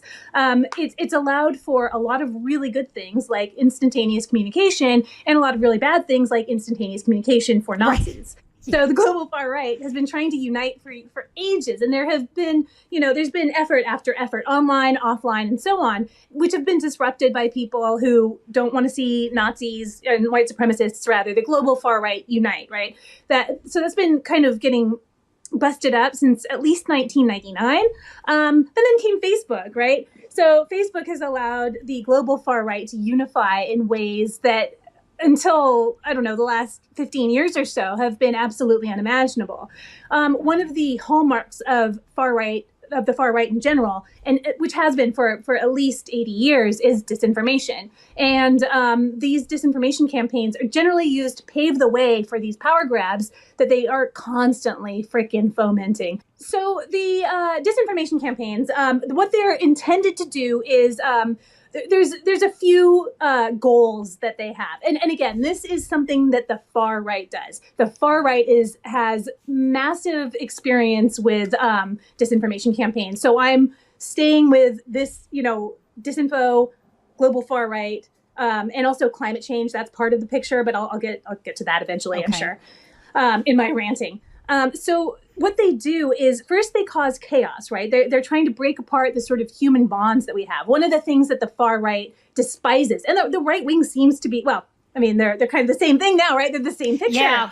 Yeah, they despise empathy. Yeah, it's incredible. And we warned about this. We warned and we warned. I've been warning about this since the Tea Party. I've been like, hey, there's an element of the far right that's coming into the Republican Party. Maybe Republicans should. And it's getting normalized. No, you're not wrong. And it became normalized. I think the Tea Party was the kind of ground zero for what we're seeing now as far as the alt-right and QAnon and whatnot. I mean, all of these current movements that do rely on disinformation to grow have a trace back to that point in time. Yes. And I apologize, by the way, my cat does not like me to pay attention to anything other than him, so he's on my lap now. So if you see him... He's cute. He is very cute. He's an alley cat that I reformed, then he moved in, and I guess I have a cat now. So what they're trying to do is really what it is attacking the bonds that make up human relationships, because those bonds are what democracy is built on. Democracy, for all its flaws, and I mean, I really have no compunction about saying this. Democracy is a very flawed system, but it's the best system we've got. And I'm paraphrasing somebody, I can't remember who it is. It's not my original thought, but it still is, and I believe in the power of the voice. I believe in the power of stories. I believe in the power of journalism. Like, these are my things. These are my values. So I'm a very big fan of democracy, and I want to hold on to it. Disinformation is there, and it's being seeded by the global far right. And the global far right is generally who is seeding disinformation campaigns, because disinfo, and I don't mean misinfo, I don't mean like honest mistakes. Right. I don't even mean like intentional misinformation. Yeah, this is intentional by design. Deliberate. I always say the D stands for deliberate. I was so proud when I cooked that one up. I'm like, the D is deliberate. It's disinformation. And then there's malinformation, which is just like messed up across the board chaos. I don't hear that one very much, which is too bad because it's fun to say. But disinfo is also very fun to say. So these disinfo campaigns are there specifically to break these bonds between human beings, to get us to lose faith in our democratic institutions. Because what democracy really what it depends on is people believing in it. I sound so kooky saying that. Yeah, but it's true. Public support for these institutions is a necessary component if they're going to be successful. If you lose the public support, they can become destabilized. We see that happening now with SCOTUS, not necessarily because of disinformation, but because they're, choosing to politicize themselves. But yes, you're correct. Public buy-in, public support is really a necessary component for any democratic institution. Absolutely. And my whole thing is voice. Use your voice. I tell people this. Use your voice to keep your voice. You have to. Because if you don't, what's going to happen is bad people are going to go in and they're going to act like they're using democratic controls, and they're going to co-opt them, and then they're going to make them toxic, right? And then people will lose faith in them anyway. So it's like, keep calling, keep writing letters, keep sending emails, keep using... Go on to, even though Twitter is awful and, chaos at the moment, go there and insult bad people. They can't stand it. They're so sensitive. It's wonderful. So you got to keep doing that. Just demoralize them, destabilize them, insult them, tell them they suck. This is what I want people to do. This is what I need people. We need people to do this, because these far right types, these personalities, really, really need to project an image of invulnerability, of toughness, of even of resilience, and they're not. And they can be, they could be the biggest snowflakes online, right? No, you're not wrong on that. So, far right instigators, I'm thinking of right now Jack Posobiec or Andy No. These guys intentionally do put out disinformation, right? Whether it's an edited video where they knew full well what happened prior, but they're only going to focus on this one thing because that is the lane. Contingent. The worst. Sorry. That's all right, but they have millions of followers. What is it about people that follow these guys? Why are they so much more open to being misled than other Americans are? So you know what I'm saying? So these are groups that you can tell them, because I've tried to have these conversations when Jack kind of stole some footage from me and tweeted it out and lied about what happened. I called him out on it. And it was amazing, the responses that I got from his followers. You could show them the video of what came before and make it really clear what happened, and they would still try to find a way to say, no, you're wrong, Jack's right. And you're like, why is this? Because essentially we are in a new kind of war. We've been fighting a war since probably 2014, maybe sooner. This war depends on what is called resilience targeting, which is basically taking away the resilience of a society, whether it's physical, intellectual, emotional, and so on, and then just letting them weather natural disasters, disinformation campaigns, bad governance, and so on. And those are the sorts of things that tear away bonds. So this is actually a very old tactic, salting the earth so that the crops can't grow. But because of climate change and the internet, oh, sorry, I thought you were saying something that I couldn't hear. Yeah, because of climate change and the internet, it's become a lot easier to target the resilience of populations, of entire populations. So when you look at it in those terms, what you see is through that lens, people like Posobiec and all those like creepy little bootlickers, what they do is they're trying to target the resilience of crowds, of groups. They're trying to make people distrust one another. They're trying to make people distrust the public at large, distrust journalists. As far as why some people believe them, we have all, this is the sympathetic view, all right? This is a very... The charitable view. Yes, it's sympathetic and charitable to a certain extent, because I do understand. I'm Generation X. I grew up in the 90s. I was born in the 70s. I reached adulthood in the 90s. I lived through all the stuff that Gen X people lived through. And what I can tell you is that, it's really easy to have absolutely no faith in any institution being Generation X and younger too. Millennials got nailed in different ways. Gen Z is just getting every day I'm just like silently tell Generation Z, I am so sorry. My bad, our bad. We really thought we would have taken care of all this stuff by now, but yeah. So it's we're like it's been pretty rough, and it's like we're dealing with people who are in charge of things, who think it's still like 1992 in terms of politics, geopolitics, and the climate. So people like Posobiec are taking advantage of it. The reason there are so many people, this is a really tricky question. It's a good question, but I have this theory that 30% of any population just wants to watch the world burn, right? So you get like 30% of the asshole contingent, right? The bootlickers, the ones who really need to be told what to do, and they're getting told what to do, and they're like, oh yeah. But then there's a lot of other people who are sort of situationally like that. They want to see it all burned down because, like, what has it ever done for us? What has it ever done for them? What has it ever done? I've personally had so many friends die because they had bad teeth, or like they got, sick. It was something that was curable, but they didn't have health insurance, like that kind of stuff. I want to see shit burned down too, not in that way, but I want to see the people who were responsible for this to have, there should be consequences. They've ravaged the generations that came after them. So I sort of see how that can be leveraged. I see how that can be turned into like utter toxicity. It also, there's a lot of... Well, Brooke, not to interrupt you, but there's definitely a link between the current levels of income inequality in the country and the increase in fascism and disinformation. I think that's definitely true. If you go into some of the Telegram rooms of these right-wing extremists, whether it's neo-Nazis, whether it's militia, whatnot, they can point out the same beefs that the left has as far as, job losses, as far as unequal pay, as far as, all of the things that we all see clearly as being problematic. The problem is their solution to that is one that is very toxic and bad for lots of folks, right? So it's like, let's blame Jewish people, let's blame Black people, whatnot. It's so exciting finding out that I'm responsible for all this stuff, by the way. Sorry, go ahead. Okay, so I want to talk about a little bit more about social media and how that figures into this equation.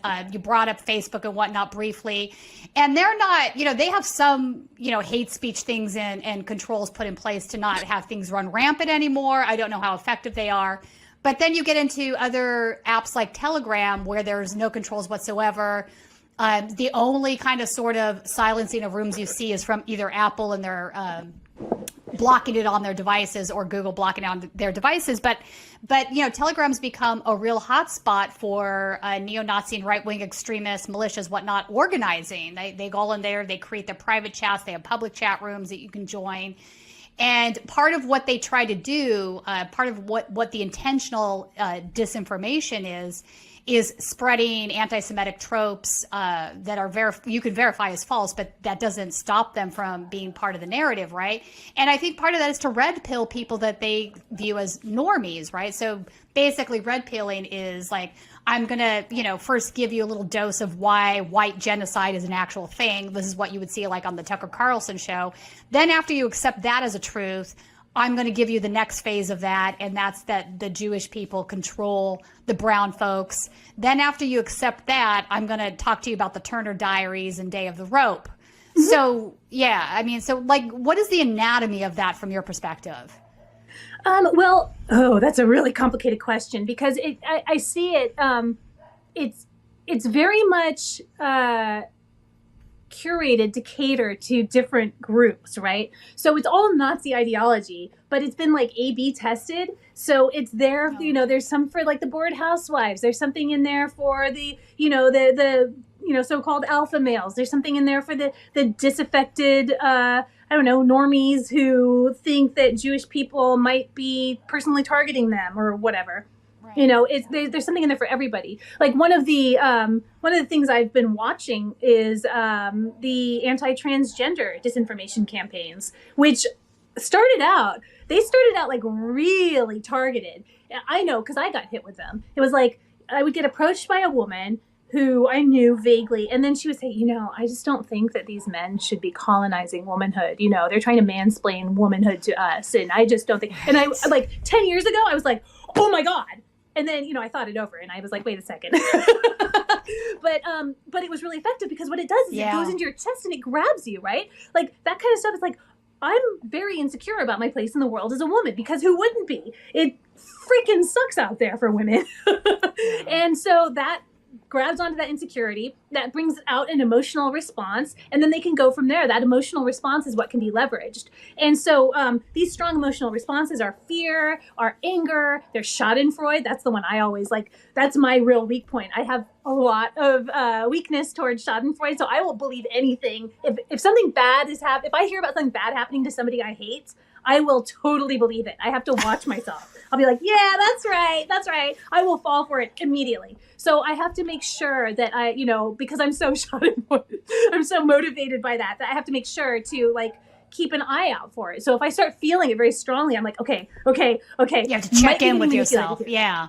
Yeah. So, but you're aware of that, and you do the check-in where a lot of these other folks don't do the check-in, and then it goes to the next level, right? So it just keeps tightening, like more extremes, right? The nudges. That's what Facebook's all about. The nudging, the psychological nudging. But it only works on people who kind of feel that way anyway. Like it doesn't transform people as much as I think Facebook in particular, but not just Facebook, but like the ad companies or like the bad marketing companies who are doing this stuff. It's not as effective as those guys say it is. Like they want everybody to think that they can like hypnotize people and cast a spell over them. But really what they're doing is they're finding people who are already vulnerable to this kind of messaging, whether they have some kind of undisclosed or undiagnosed mental illness, or whether they're already just like pieces of shit, or, if they're just like maybe insecure about their own place in the world, but also they're kind of pieces of shit, or, stuff like that. People who could go either way. Like I personally, I can only go by myself, right? I can only compare myself to other people because I only know my own internal workings.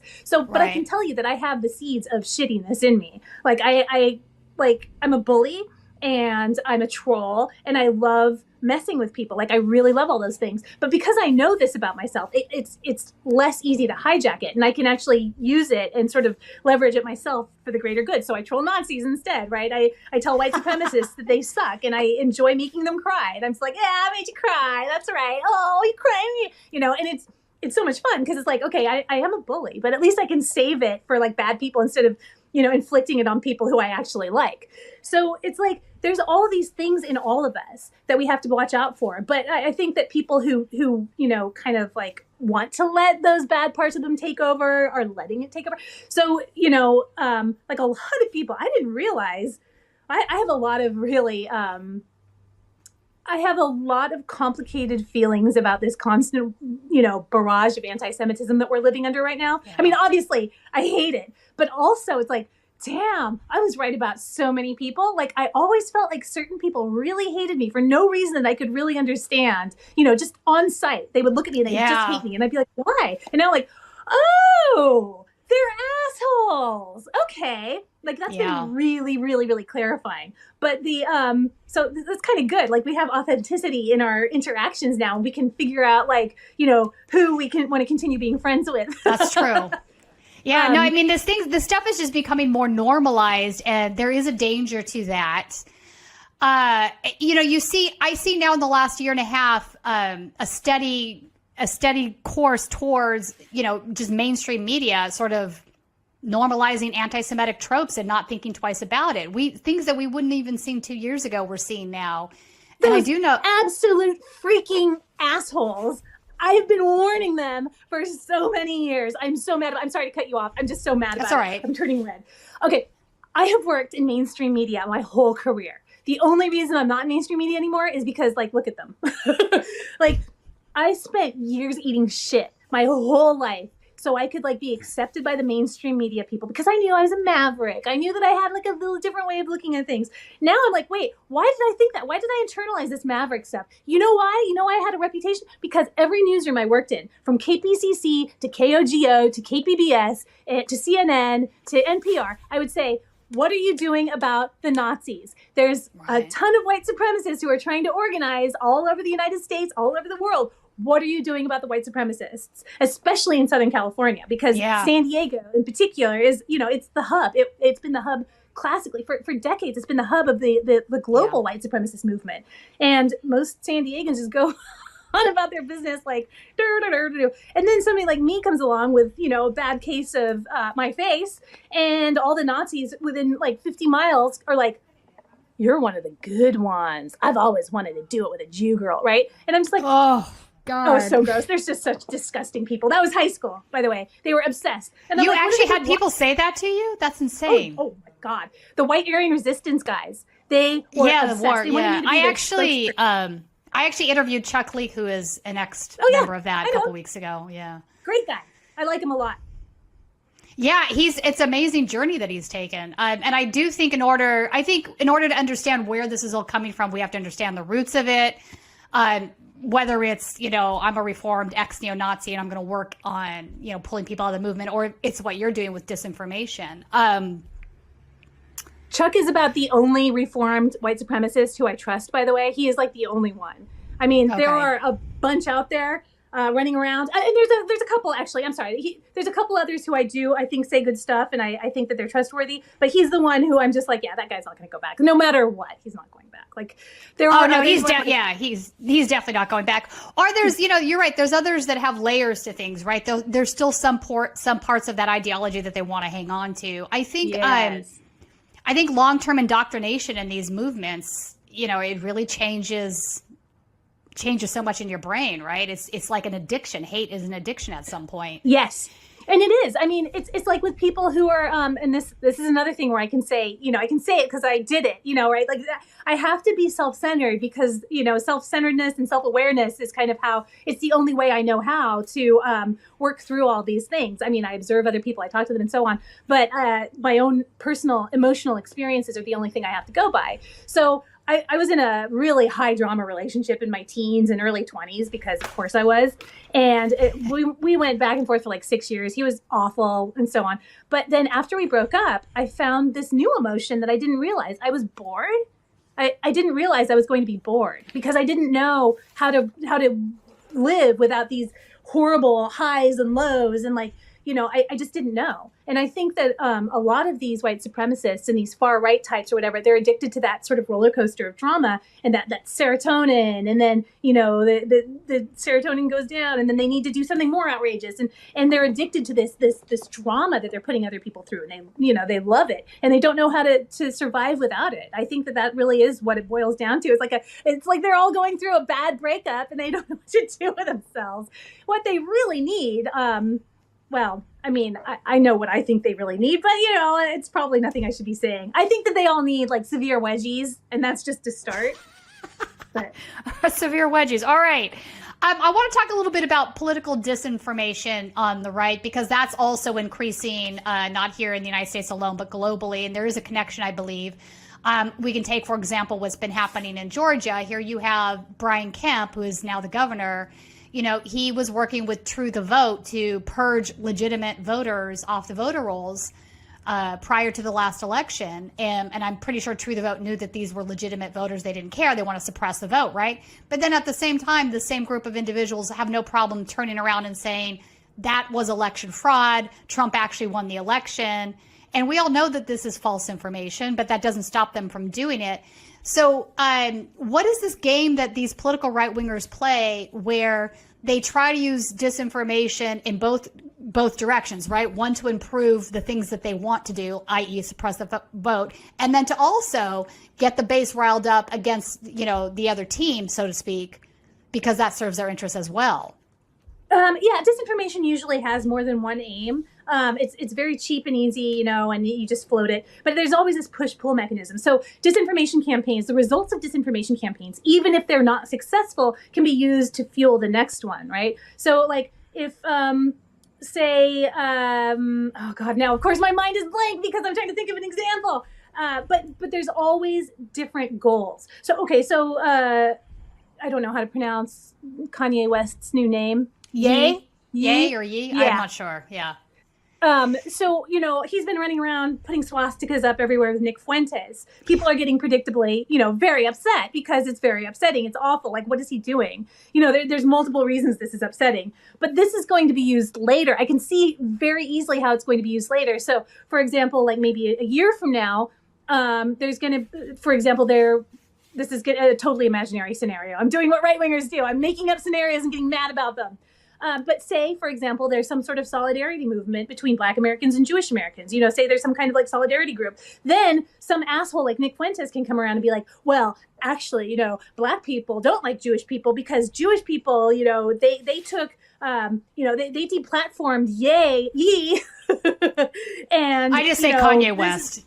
Yeah, Kanye West. They deplatformed this guy just because he's Black and saying things that they didn't want to hear, So it's going to be used to whip that's up that's already happening. That's already happening. And at the same time, you can see videos of Nick Fuentes saying that Black folks are inferior, using the N-word. So this is all just performative political theater for Nick Fuentes, in my opinion.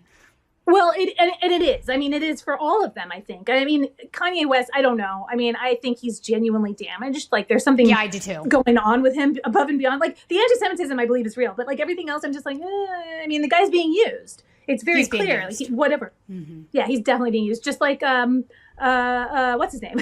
Walker. Right. Herschel Walker. Yeah, no, I agree. The right wing has no problem using and tokenizing individuals for their end game. That's definitely true. So let me ask you. Oh, go ahead. Sorry. I just think we need to. Sorry, there's just one more thing I want to say. What we need to look at, the way we need to look at this, and the lens through which we need to look at all this stuff, is something that I don't think people are ready to see yet. We are looking at a small contingent of Americans who are aided by other people in different countries who believe that Americans don't matter except for people like them. They believe this country is rightfully theirs. They're colonizers. They're colonizers who are colonizing us. We went ahead finally and colonized ourselves, right? That's what they're doing. So they're trying to colonize cyberspace, so to speak. They're trying to take over the internet and make it their own with, Twitter and so on. They're trying to take over countries. They're trying to take over international borders. They're trying to take over our institutions. And that's what it boils down to. They're saying that you and I aren't legitimate. Who is this they? I'm not clear on the global far right. Sorry. The global far right. Okay. All right. Gotcha. The white supremacists of the world, but the hypocrisy we see in the United States. It's not really hypocrisy when you think of it in this way. They don't think we're people. They think they're the only true people, and they're the only ones who deserve X, Y, Z. They're the only ones who deserve to vote. They're the only ones who deserve to be warm in the winter. They're the only ones who deserve water, right? Like that kind of stuff. So if you look at it from that perspective, they're not hypocrites at all. They just think we're subhuman. And by we, I mean everybody who is not in lockstep with them. That's how fascist movements work. And that's what we're unfortunately living through, is a full-on fascist power grab. And they're freaking relentless. They won't stop. Oh, my God. They are relentless. No. Yeah. So let's talk about that for a second. Now that I know you mean the global far right, I agree with you. So they organize online with Americans. We've seen members of Rise Above movement here from California, go to Europe, whether it's, training with Ukraine or now Serbia. So there are far right movements increasing across the globe. This is true. That's not up for debate at this point, including Sweden, my home country. And they are organizing across country lines. You're right. What they want to develop is a white nationalist state, right? And it doesn't necessarily matter which country that ends up being. And in fact, it's wild now that I see online in the Telegram rooms where you have Russian nationalists and Ukrainian nationalists arguing with each other about which spot would be the ideal place to set up shop. They're not in lockstep on that. Or you'll see them to stop saying, if you're in a war, stop shooting each other. Our white brothers are what matter. So I hear what you're saying there. That's absolutely true. And the way you go about maybe making that happen is this sort of accelerationist movement that's out there, the destabilization that you're referencing. And part of getting there to that point is with a campaign of disinformation. Yeah, and that is, I think disinformation is the first and most important part. The disinfo and propaganda campaigns are what, sort of salt the earth for democratic movements and then seed the earth for fascist movements, especially in time of global socioeconomic inequality, which is also resilience targeting, by the way. Austerity is the same thing as resilience targeting. It's been spun as a good thing until now because it's benefiting people who are already rich. But yeah, I mean, that's exactly it. It's these white supremacist movements. I lost track of what I was saying. That's all right. You know what? Let's move. Don't worry about it. Let's use what happened in Germany yesterday as an example, because to me, this should be making headlines everywhere, and it's not for some reason. So last night in Germany, there was a massive arrest that were performed of right-wing militia, AfD members, some noblemen. They were planning a far-right coup, right? So they're all part of this this movement known as Reichsbürger. That's my German. I apologize in advance for my terrible German.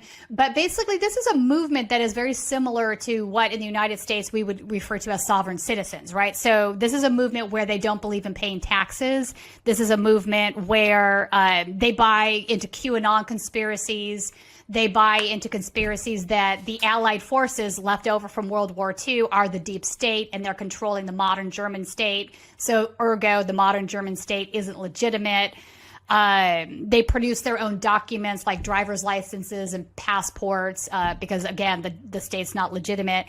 So it's a movement I followed loosely. AfD, for folks that don't know who AfD is, this is a far-right German political party. They have had seats in the parliament and a decent amount of representation. They do have actual neo-Nazis as their members. So that's, I mean, I'm not saying all AfD members are neo-Nazis, but the neo-Nazis are definitely in the AfD. So this coup last night, there was even a Russian that they arrested. One was a Russian, not a German. One was you gotta love this, an nobleman, aristocracy, and he was going to be put in place as the leader of the movement. So his name is Henrik the 12th, I believe. I mean, so what do you make of this? I mean, to me, this is like the natural outcome of everything we've been seeing in the world. You know, this far exceeds what we saw on January 6th here in the United States, right? This was a planned coup with soldiers, the whole 9 yards. But I mean, it's something we need to be aware of. Yeah. And, I have a whole polemic about this, that this is one of the things that I say where everybody just sort of gets quiet after I say it. But it seems very clear to me that they're after our national sovereignty in every country, they being the global far right. They want it all. They want the world. They think that they deserve the world, that it belongs to them. And, for 800 years, they were right. And now they're not right anymore. It doesn't belong to them anymore. Fair. Colonizers. So what I believe this is where people are just like, oh, and then they change the subject because it is kind of an outrageous thing to say. But they're after our national sovereignty. They're doing it by trying to create new national identities and nationalistic identities. And they're actively trying to take over our national borders everywhere. So like in Ottawa, you had people going and blocking border crossings. You've got assholes down here all the time with their binoculars, talking about national sovereignty, security, whatever, as they, attack, desperate families with children who are trying to get across the desert because people are after them in their home countries, right? we have all of these people, and I say this, by the way, I'm hyper aware of borders. My background before I was into to counter disinfo was I was a border reporter. I covered the U.S.-Mexico border here in Tijuana and Mexicali. So this is, I do have like some very bordery biases, but it's what I've been observing for a long time.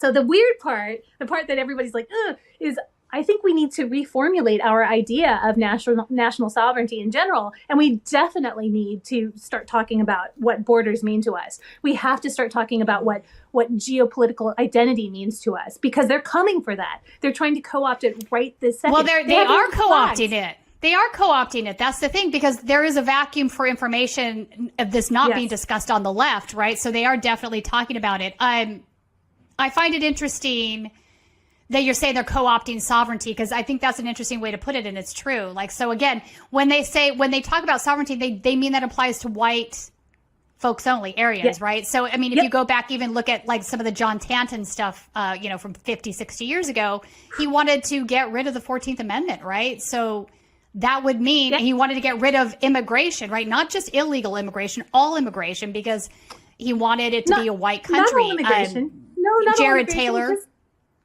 Just immigration from people with, tans. He was very pro-white immigration. Oh, he was towards the end. All right, so he did shift there, but initially he wanted to get rid of all immigration. But I do see your point. Yeah, so white immigration's fine if it's from certain nations, quotas from certain nations. Jared Taylor from American Renaissance makes a lot of the same arguments. And they mask their beliefs not as being racist, but we're race realists, right? You're silly if you don't believe race is real, kind of a thing. But this, again, is a global problem. In fact, Colin, let's play this video from a report. This is from the German media of the coup yesterday, just so people can understand a little bit more about what these groups are, what we're talking about. It is the biggest anti-terrorism raid in Germany for many years.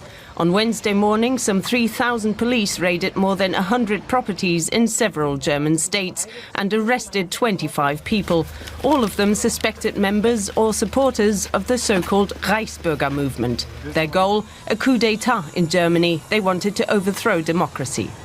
The arrested suspects are united by their rejection of state institutions in Germany. The arrested suspects believe in conspiracy myths consisting of different narratives, from the Reichsbürger ideology as well as the Qanon ideology. The network was made up of both a political and a military group, according to German authorities. They had planned to invade the German Bundestag and use violence. Germany's Interior Minister, Nancy Faeser, said the investigations provided a glimpse into the, quote, abyss of a terrorist threat from the Reichsbürger milieu. Who wouldn't agree on a day like today, where there's one of the biggest raids against far-right's efforts aimed at attacking our state, that polarization is on the rise and we have to defend our democracy every single day. Zunimmt und wir jeden Tag unsere Demokratie aufs Neue verteidigen müssen. If they had succeeded, this man was to become the new head of state. Heinrich Reuss, a descendant of an aristocratic family from Eastern Germany who still uses the symbolic title of Prince Heinrich XIII. The entrepreneur from Frankfurt is said to be the ringleader. I mean, to me, this is a prime example of everything that you're talking about, right? The spreading of misinformation, disinformation, the destabilization of state institutions that are required for democracy to function, accepting nationalist ideals, the whole 9 yards is all kind of tied up into how this coup happened. And I think it's a perfect example of everything you're talking about. And I think it's possible for this to happen in other places, not just Germany at this point. So, yeah, I mean, all of this, exactly. I mean, he's talking about the QAnon ideology. He's talking about the far-right ideology, which is also QAnon. He's talking about the loss of faith in state institutions. That's exactly it.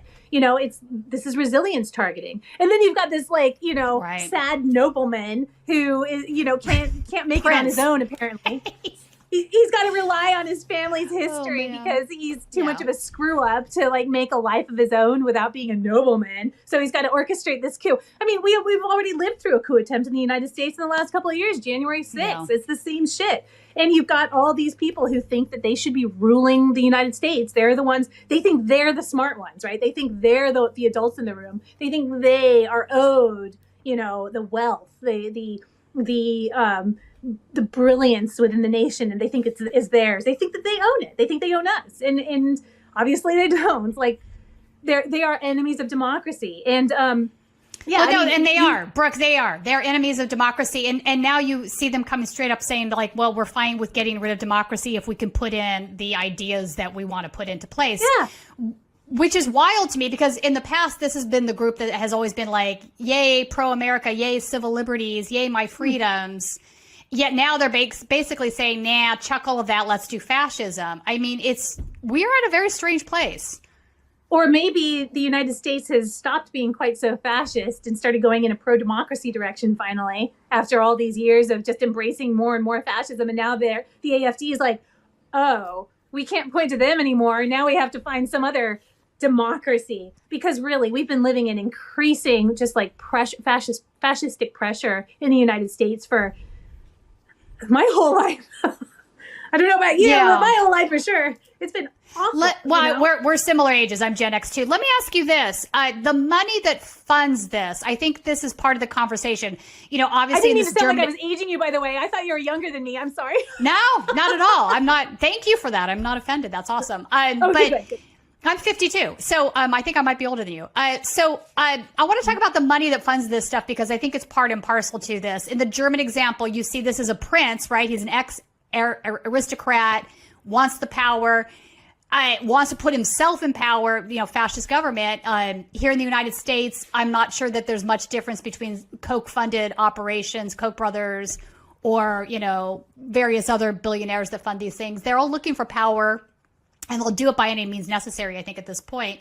So the guys that fund this stuff, I think they know full well what they are doing, and they do want to sow seeds of discord to destabilize democracy. They do want to sow seeds of discord to bring people to be their foot soldiers, so to speak. Like, let's get these guys riled up. Let's get them fighting in the streets, and get them to support putting my ass into the seat of government so I can extract more wealth from the country. And it's a really vicious cycle, because it's not clear to me that a lot of these individuals that get sucked up into these movements really understand what's happening.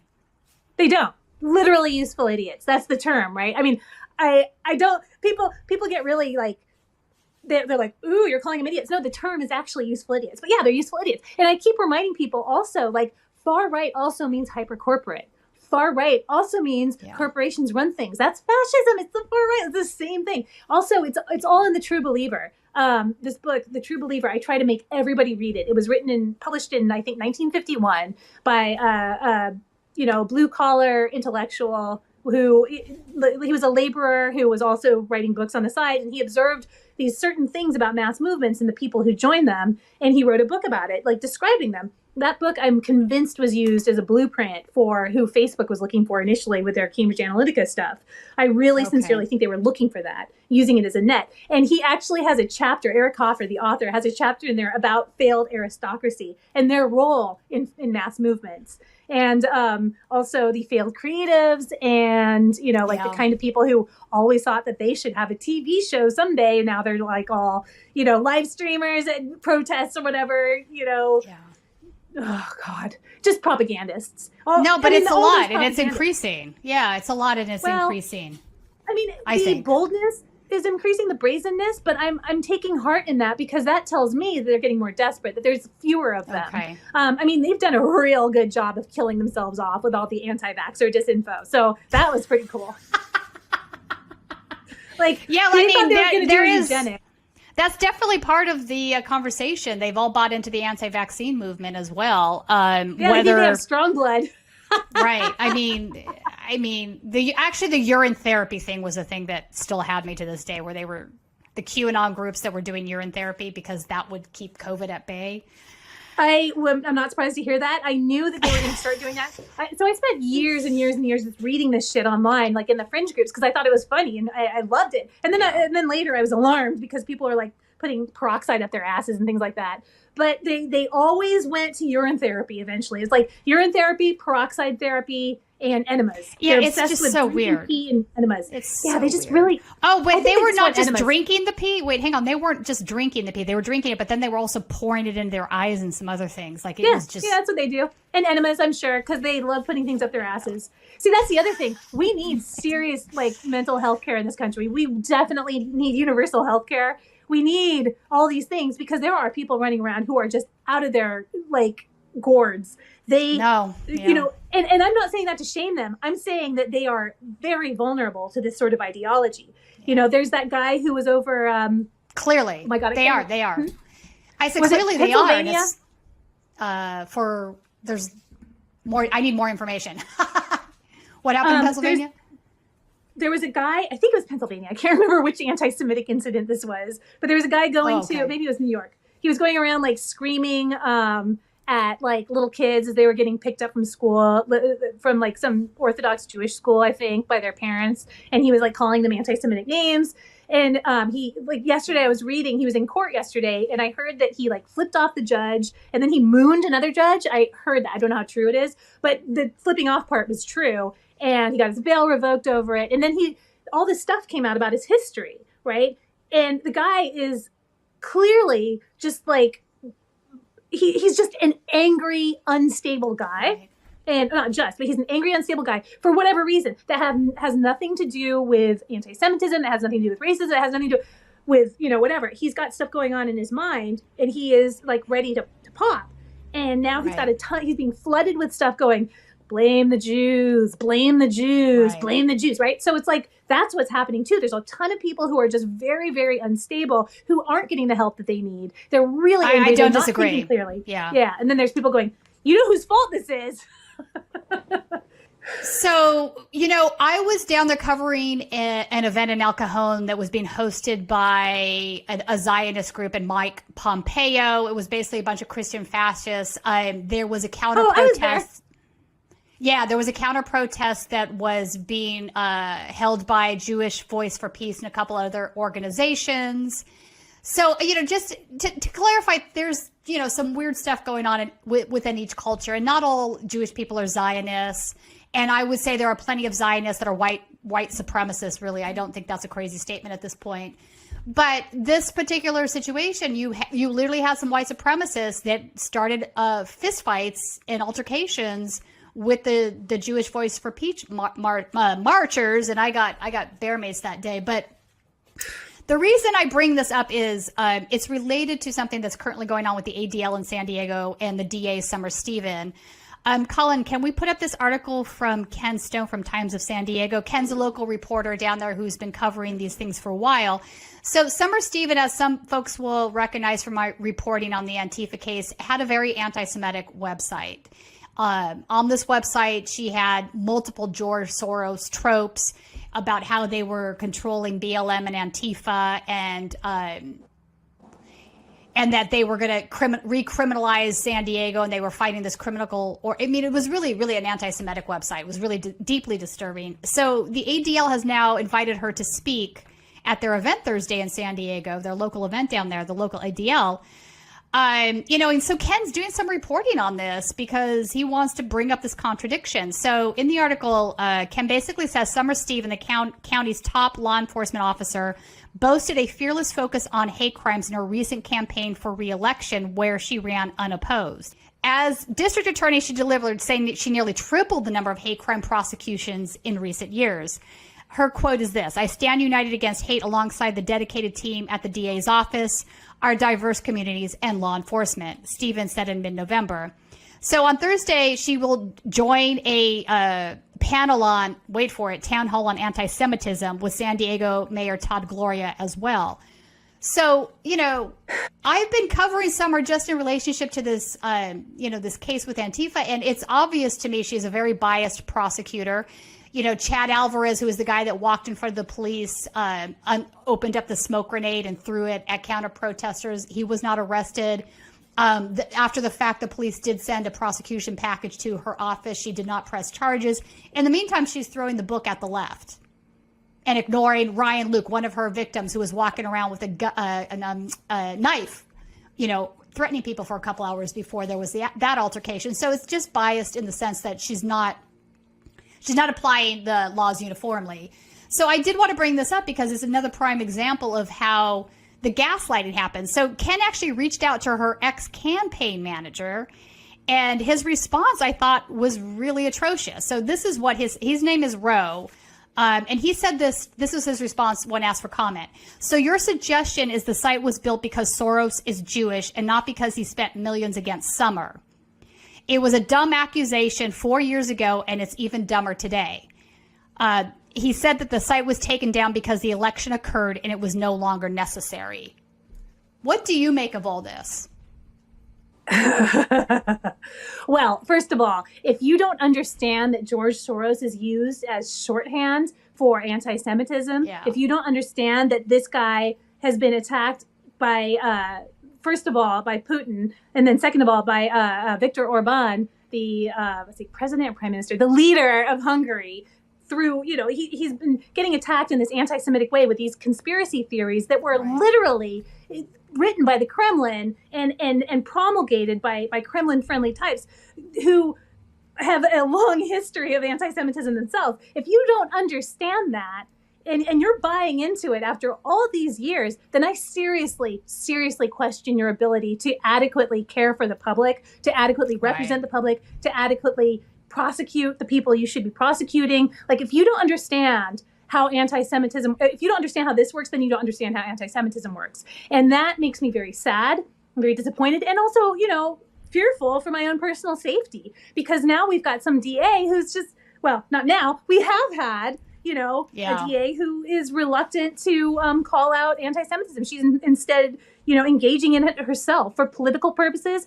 So basically what Roe is saying is that it's fine as long as it's for politics. Like, what is that? So it's gaslighting. Honestly, it's gaslighting. This is what I grew up in. You're willing to put me at risk and my whole family at risk, everybody I love at risk, so that you can win a political, It's frustrating because if Roe wanted to focus on the billionaire money and millionaire money and corporate money, dark money, whatever money is coming into these campaigns, he could do that. He's not doing that because Summer has taken also a shit ton of money from right-wing organizations and right-wing wealthy individuals. So this is like pot, meat, kettle. This has absolutely nothing to do with the fact that George is a millionaire and gave the campaign money whatsoever. So it is a trope. It is anti-Semitic. You can attack billionaires without making it, this anti-Semitic trope about George Soros. That's just not true. Listen, he's an investment banker. There are plenty of reasons to legitimately criticize that. I get that. But this is not that. This is something entirely different. We could put up, and in fact, at the top, I think if you click through, you can see the website. I mean, there's a photo of him, and he's in a chair, and he's right in front of like an anti-fascist banner, people in Black Bloc, BLM. So she's definitely trying to tie these things all together, which is a very sort of... It's a very, very, very old trope, and it was used in the 50s. It was used in the 60s, and it's disgusting that it's being weaponized. It's insulting to Black people. It's insulting to Jewish people. It's insulting to every ethnic group that is affiliated with like human rights movements. Right. Basically, what this conspiracy theory is saying is that Jewish people are responsible for like Black Lives Matter movements and so on. Just like they said that's about the Freedom Riders. And what they're saying two things. First of all, that Jewish people are master manipulators. The tentacles are everywhere. But second of all, they're also saying that that people from specific ethnic groups, such as Black people, such as Latino people, they just have solidarity. They are incapable of organizing on their own. Like, is that what they're trying to say? Like, they're just children who need to be led? What the? Brooke, I think there's more to it than that. I think they actually can't imagine a world in which marginalized groups band together against white supremacists and neo-Nazis. There's a reason that Jewish attorneys were helping the Freedom Riders, right? There's a reason when you go to a BLM protest line, you're going to see Jewish folks there and also brown folks standing in solidarity. It's not because there's some grand conspiracy about control. It's because these are marginalized groups that have suffered at the hands of white supremacists. Yep. So there's a second article, Times of San Diego, that I sent you, Colin. If you can pull that up, that's where the George. So this is a screenshot from her website, and I do want to read this. So basically says anti-law enforcement money is coming to San Diego. Billionaire social activist George Soros has brought his war against law enforcement to San Diego, and he's spending more than $1 million to support anti-law enforcement candidate Genevieve Jones-Wright for district attorney. So two things here. Genevieve Jones-Wright is a black individual, so this is also very racist in my opinion. Secondly, secondly, like notice in Ken's article when Roe made comment, he basically said that it was $420,000 that was sent in campaign contributions. That's the number he gave to Ken when he reached out for comment. And the website, it now said, this was from previously, it says more than $1 million. So those are two different sums of money there, bro. What's going on here? Also, look at I know you sort of brought this up earlier, but like, I just want to call attention to this, this is intended visually to invoke white supremacist trope, a meme, specifically a very, I can't remember what the name of this trope or this meme is, but it's a very anti-Semitic one where it shows this man who's like, and he has this big nose, this huge hook nose, and he's doing this, and he's just like got this evil expression, and it's like this anti-Semitic, I'm going to control the world type thing. It's like this medieval tradition that these freaking backwater. Oh, also let me mention, I got you there. Let me mention this. Let me correct myself because I pulled up the old article. So this is actually Ken Stone correcting his lies. Thank you, Ken Stone. So iNewsSource said Soros pumped exactly $402,000 into the Jones-Wright campaign. So Soros donation was $402,000. Roe is maintaining it was millions over $1 million. So there's a disconnect there. So that was Ken correcting that. I wanted to make sure I read that correctly. So either way, we see the point here is that he's bringing up this trope. He's connecting it to being, not supporting criminals, which is literally what he's saying here. And she should apologize for this because it's deeply anti-Semitic, but she won't even acknowledge it happened. In fact, there is a video that I'd like to play as well, of which she was confronted on this, and she pretty much just dogged the reporter. If we can play that. Takeaway from this service was an incredible joining of a community against hate, united together for peace and for respect and dignity. It was just incredible. Were you invited, or did you come down on your own, or how did you get the crime scene? I was multiple invited. We've been working with the ADL, with our hate crimes division, and activated to make sure that our community is safe. So it was a natural by many of the organizations we routinely work with. Do you regret putting up a website that labeled George Soros as a funder of your opponent? You took the website down as a result of. Do you have any comment on the George Soros? Okay.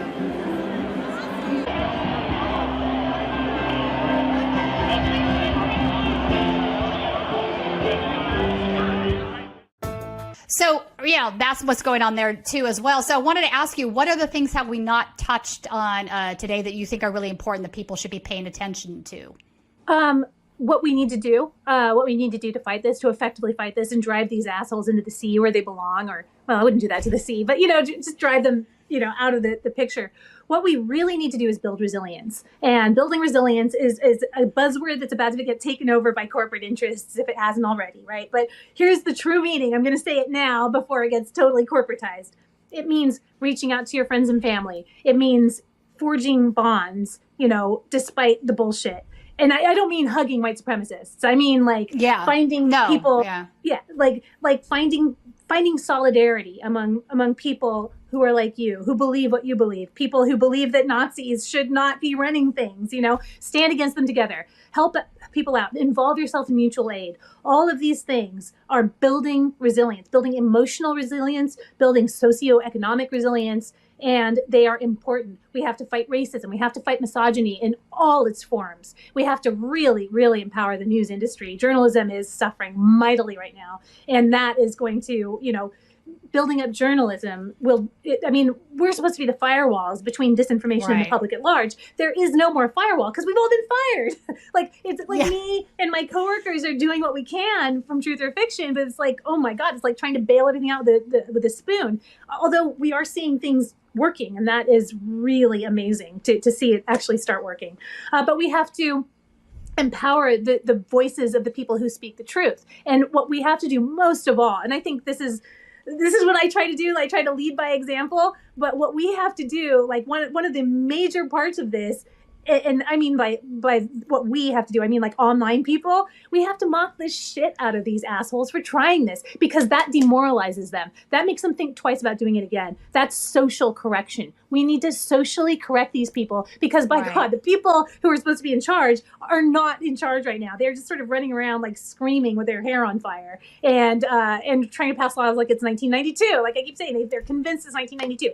And we have to pressure them as well. You know, like the lawmakers who listen to us, or pretend to listen to us, we have to force them to actually listen to us. We have to send them letters. We have to make phone calls, send them emails, harass them, heckle them. If, you know, not like harassing, like going to their house and blowing things up, but harassing them like, hey, why aren't you doing anything about this? Hey, I emailed you 3 days ago and I never got a response. Why not? We need to start demanding responses from the people we elected to lead us. And we have to start demanding accountability from news organizations as well, because we, news organizations, news people, we work for the public, and a lot of journalists seem to have forgotten who we work for. The people who pay us are not the people who we work for. We are unique in this regard. So we need to remember who we work for. We need to remember that we are independent voices, and we need to use those voices so that we can save democracy. And then whatever comes next, you know, we can be ready for. But we have to build our own resilience. And that is done by, again, strengthening social bonds, fighting misogyny, especially fighting racism and anti-Semitism.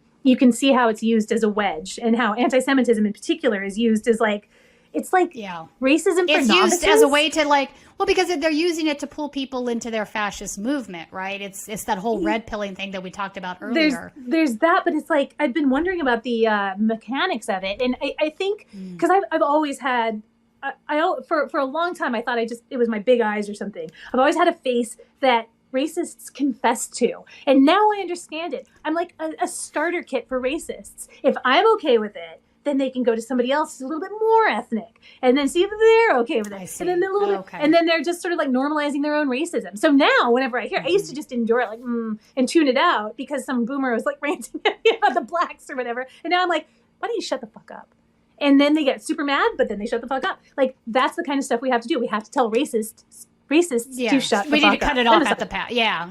Obviously ignoring it has not made it go away. I think, and I also do think there is a balance to giving something oxygen too. I mean, there's a way to face it without making it sensationalized, right? So sometimes sensationalizing things can make it worse. But no, I think ignoring offer proper context. Absolutely. Right. Ignoring, like that stupid list that was going around. I was on that list. So was I. And I saw people freaking out about it. It's like, no, you're giving it oxygen by freaking out. You make fun of it. Make fun of it. Well, yeah. How do you not make fun of it when they also had the CIA, FBI, and Sesame Street on there? Come on, guys. Then weirdly, those ding dongs. it was a very funny list. But then they narrowed the list down, and so I'm in that Telegram room, so I was watching this. Then they narrowed it down to maybe 25 accounts, and I'm like, oh, they narrowed it down. Let me see who the 25 are that made it out of the 5,000. I'm like, fuck me, I'm still on this list. How am I still on this list? Yeah, I'm like, damn it. Oddly, it's me and Bellingcat of all publishing, and then actual anti-fascist accounts on Twitter. So I was like, cool. Okay, who did I piss off? I'm not sure. Who knows? Anyway, it's very bizarre. Take it as a compliment. Yeah, well, I just thought it was so. I mean, everybody was taking this seriously. I'm like, how are you taking a list of anti-fascists seriously that includes the CIA and FBI? Can we just have that conversation? That's just ridiculous. Those known anti-fascists, the CIA and the FBI. That's right. I'm like, I mean, the FBI could understand only because they are prosecuting a lot of the January 6ers and Nazis would not. So that I could understand, but the CIA? Come on, man! What? The They're CIA not fomenting is enough Antifa. violence in other countries. Yeah, what's happening here? The CIA is Antifa. Anyway, that will never not be funny to me. It will never not be funny. But you're right. Some people were like, I need to hide. And I'm like, nah, you don't need to hide. It's fine. Yeah. I mean, present in its proper context. It's a bunch of assholes being assholes. Don't get freaked out. Being idiots. Why they're just idiots. Being on a list in 2022? We're all on lists. Yeah, probably. That's probably true. Anyway, Brooke, I thank you so much for joining us today on Right Wing Insanity Report, talking with us about disinformation campaigns and how they come to be and grow and whatnot. So if people want to follow your work on Twitter, what's your Twitter handle? And then your website is Truth and Fiction or Truth Not Fiction? Truth or Fiction. Truth or Fiction. Truthorfiction.com. Okay. You can follow me at Brooklyn Marie. I totally apologize for all the shit posting. I've also gone over to Mastodon. I'm Brooklyn Marie at mastodon.lol. That's about where I've planted myself for now. I'm waiting to see wherever else everybody goes, because I'm just like, well, I don't want to give my any more data to anybody. I'll just leave it at Twitter and Facebook and all the other places. LiveJournal. But yeah, you can find me there. I apologize because I never sleep. I'm a news junkie. I actually appreciate your shit posting because most of the time it's really funny. Like I giggle. I read it and I have a good laugh. All right. Thanks for joining us, Brooke. And we appreciate you giving us some of your time to discuss this stuff.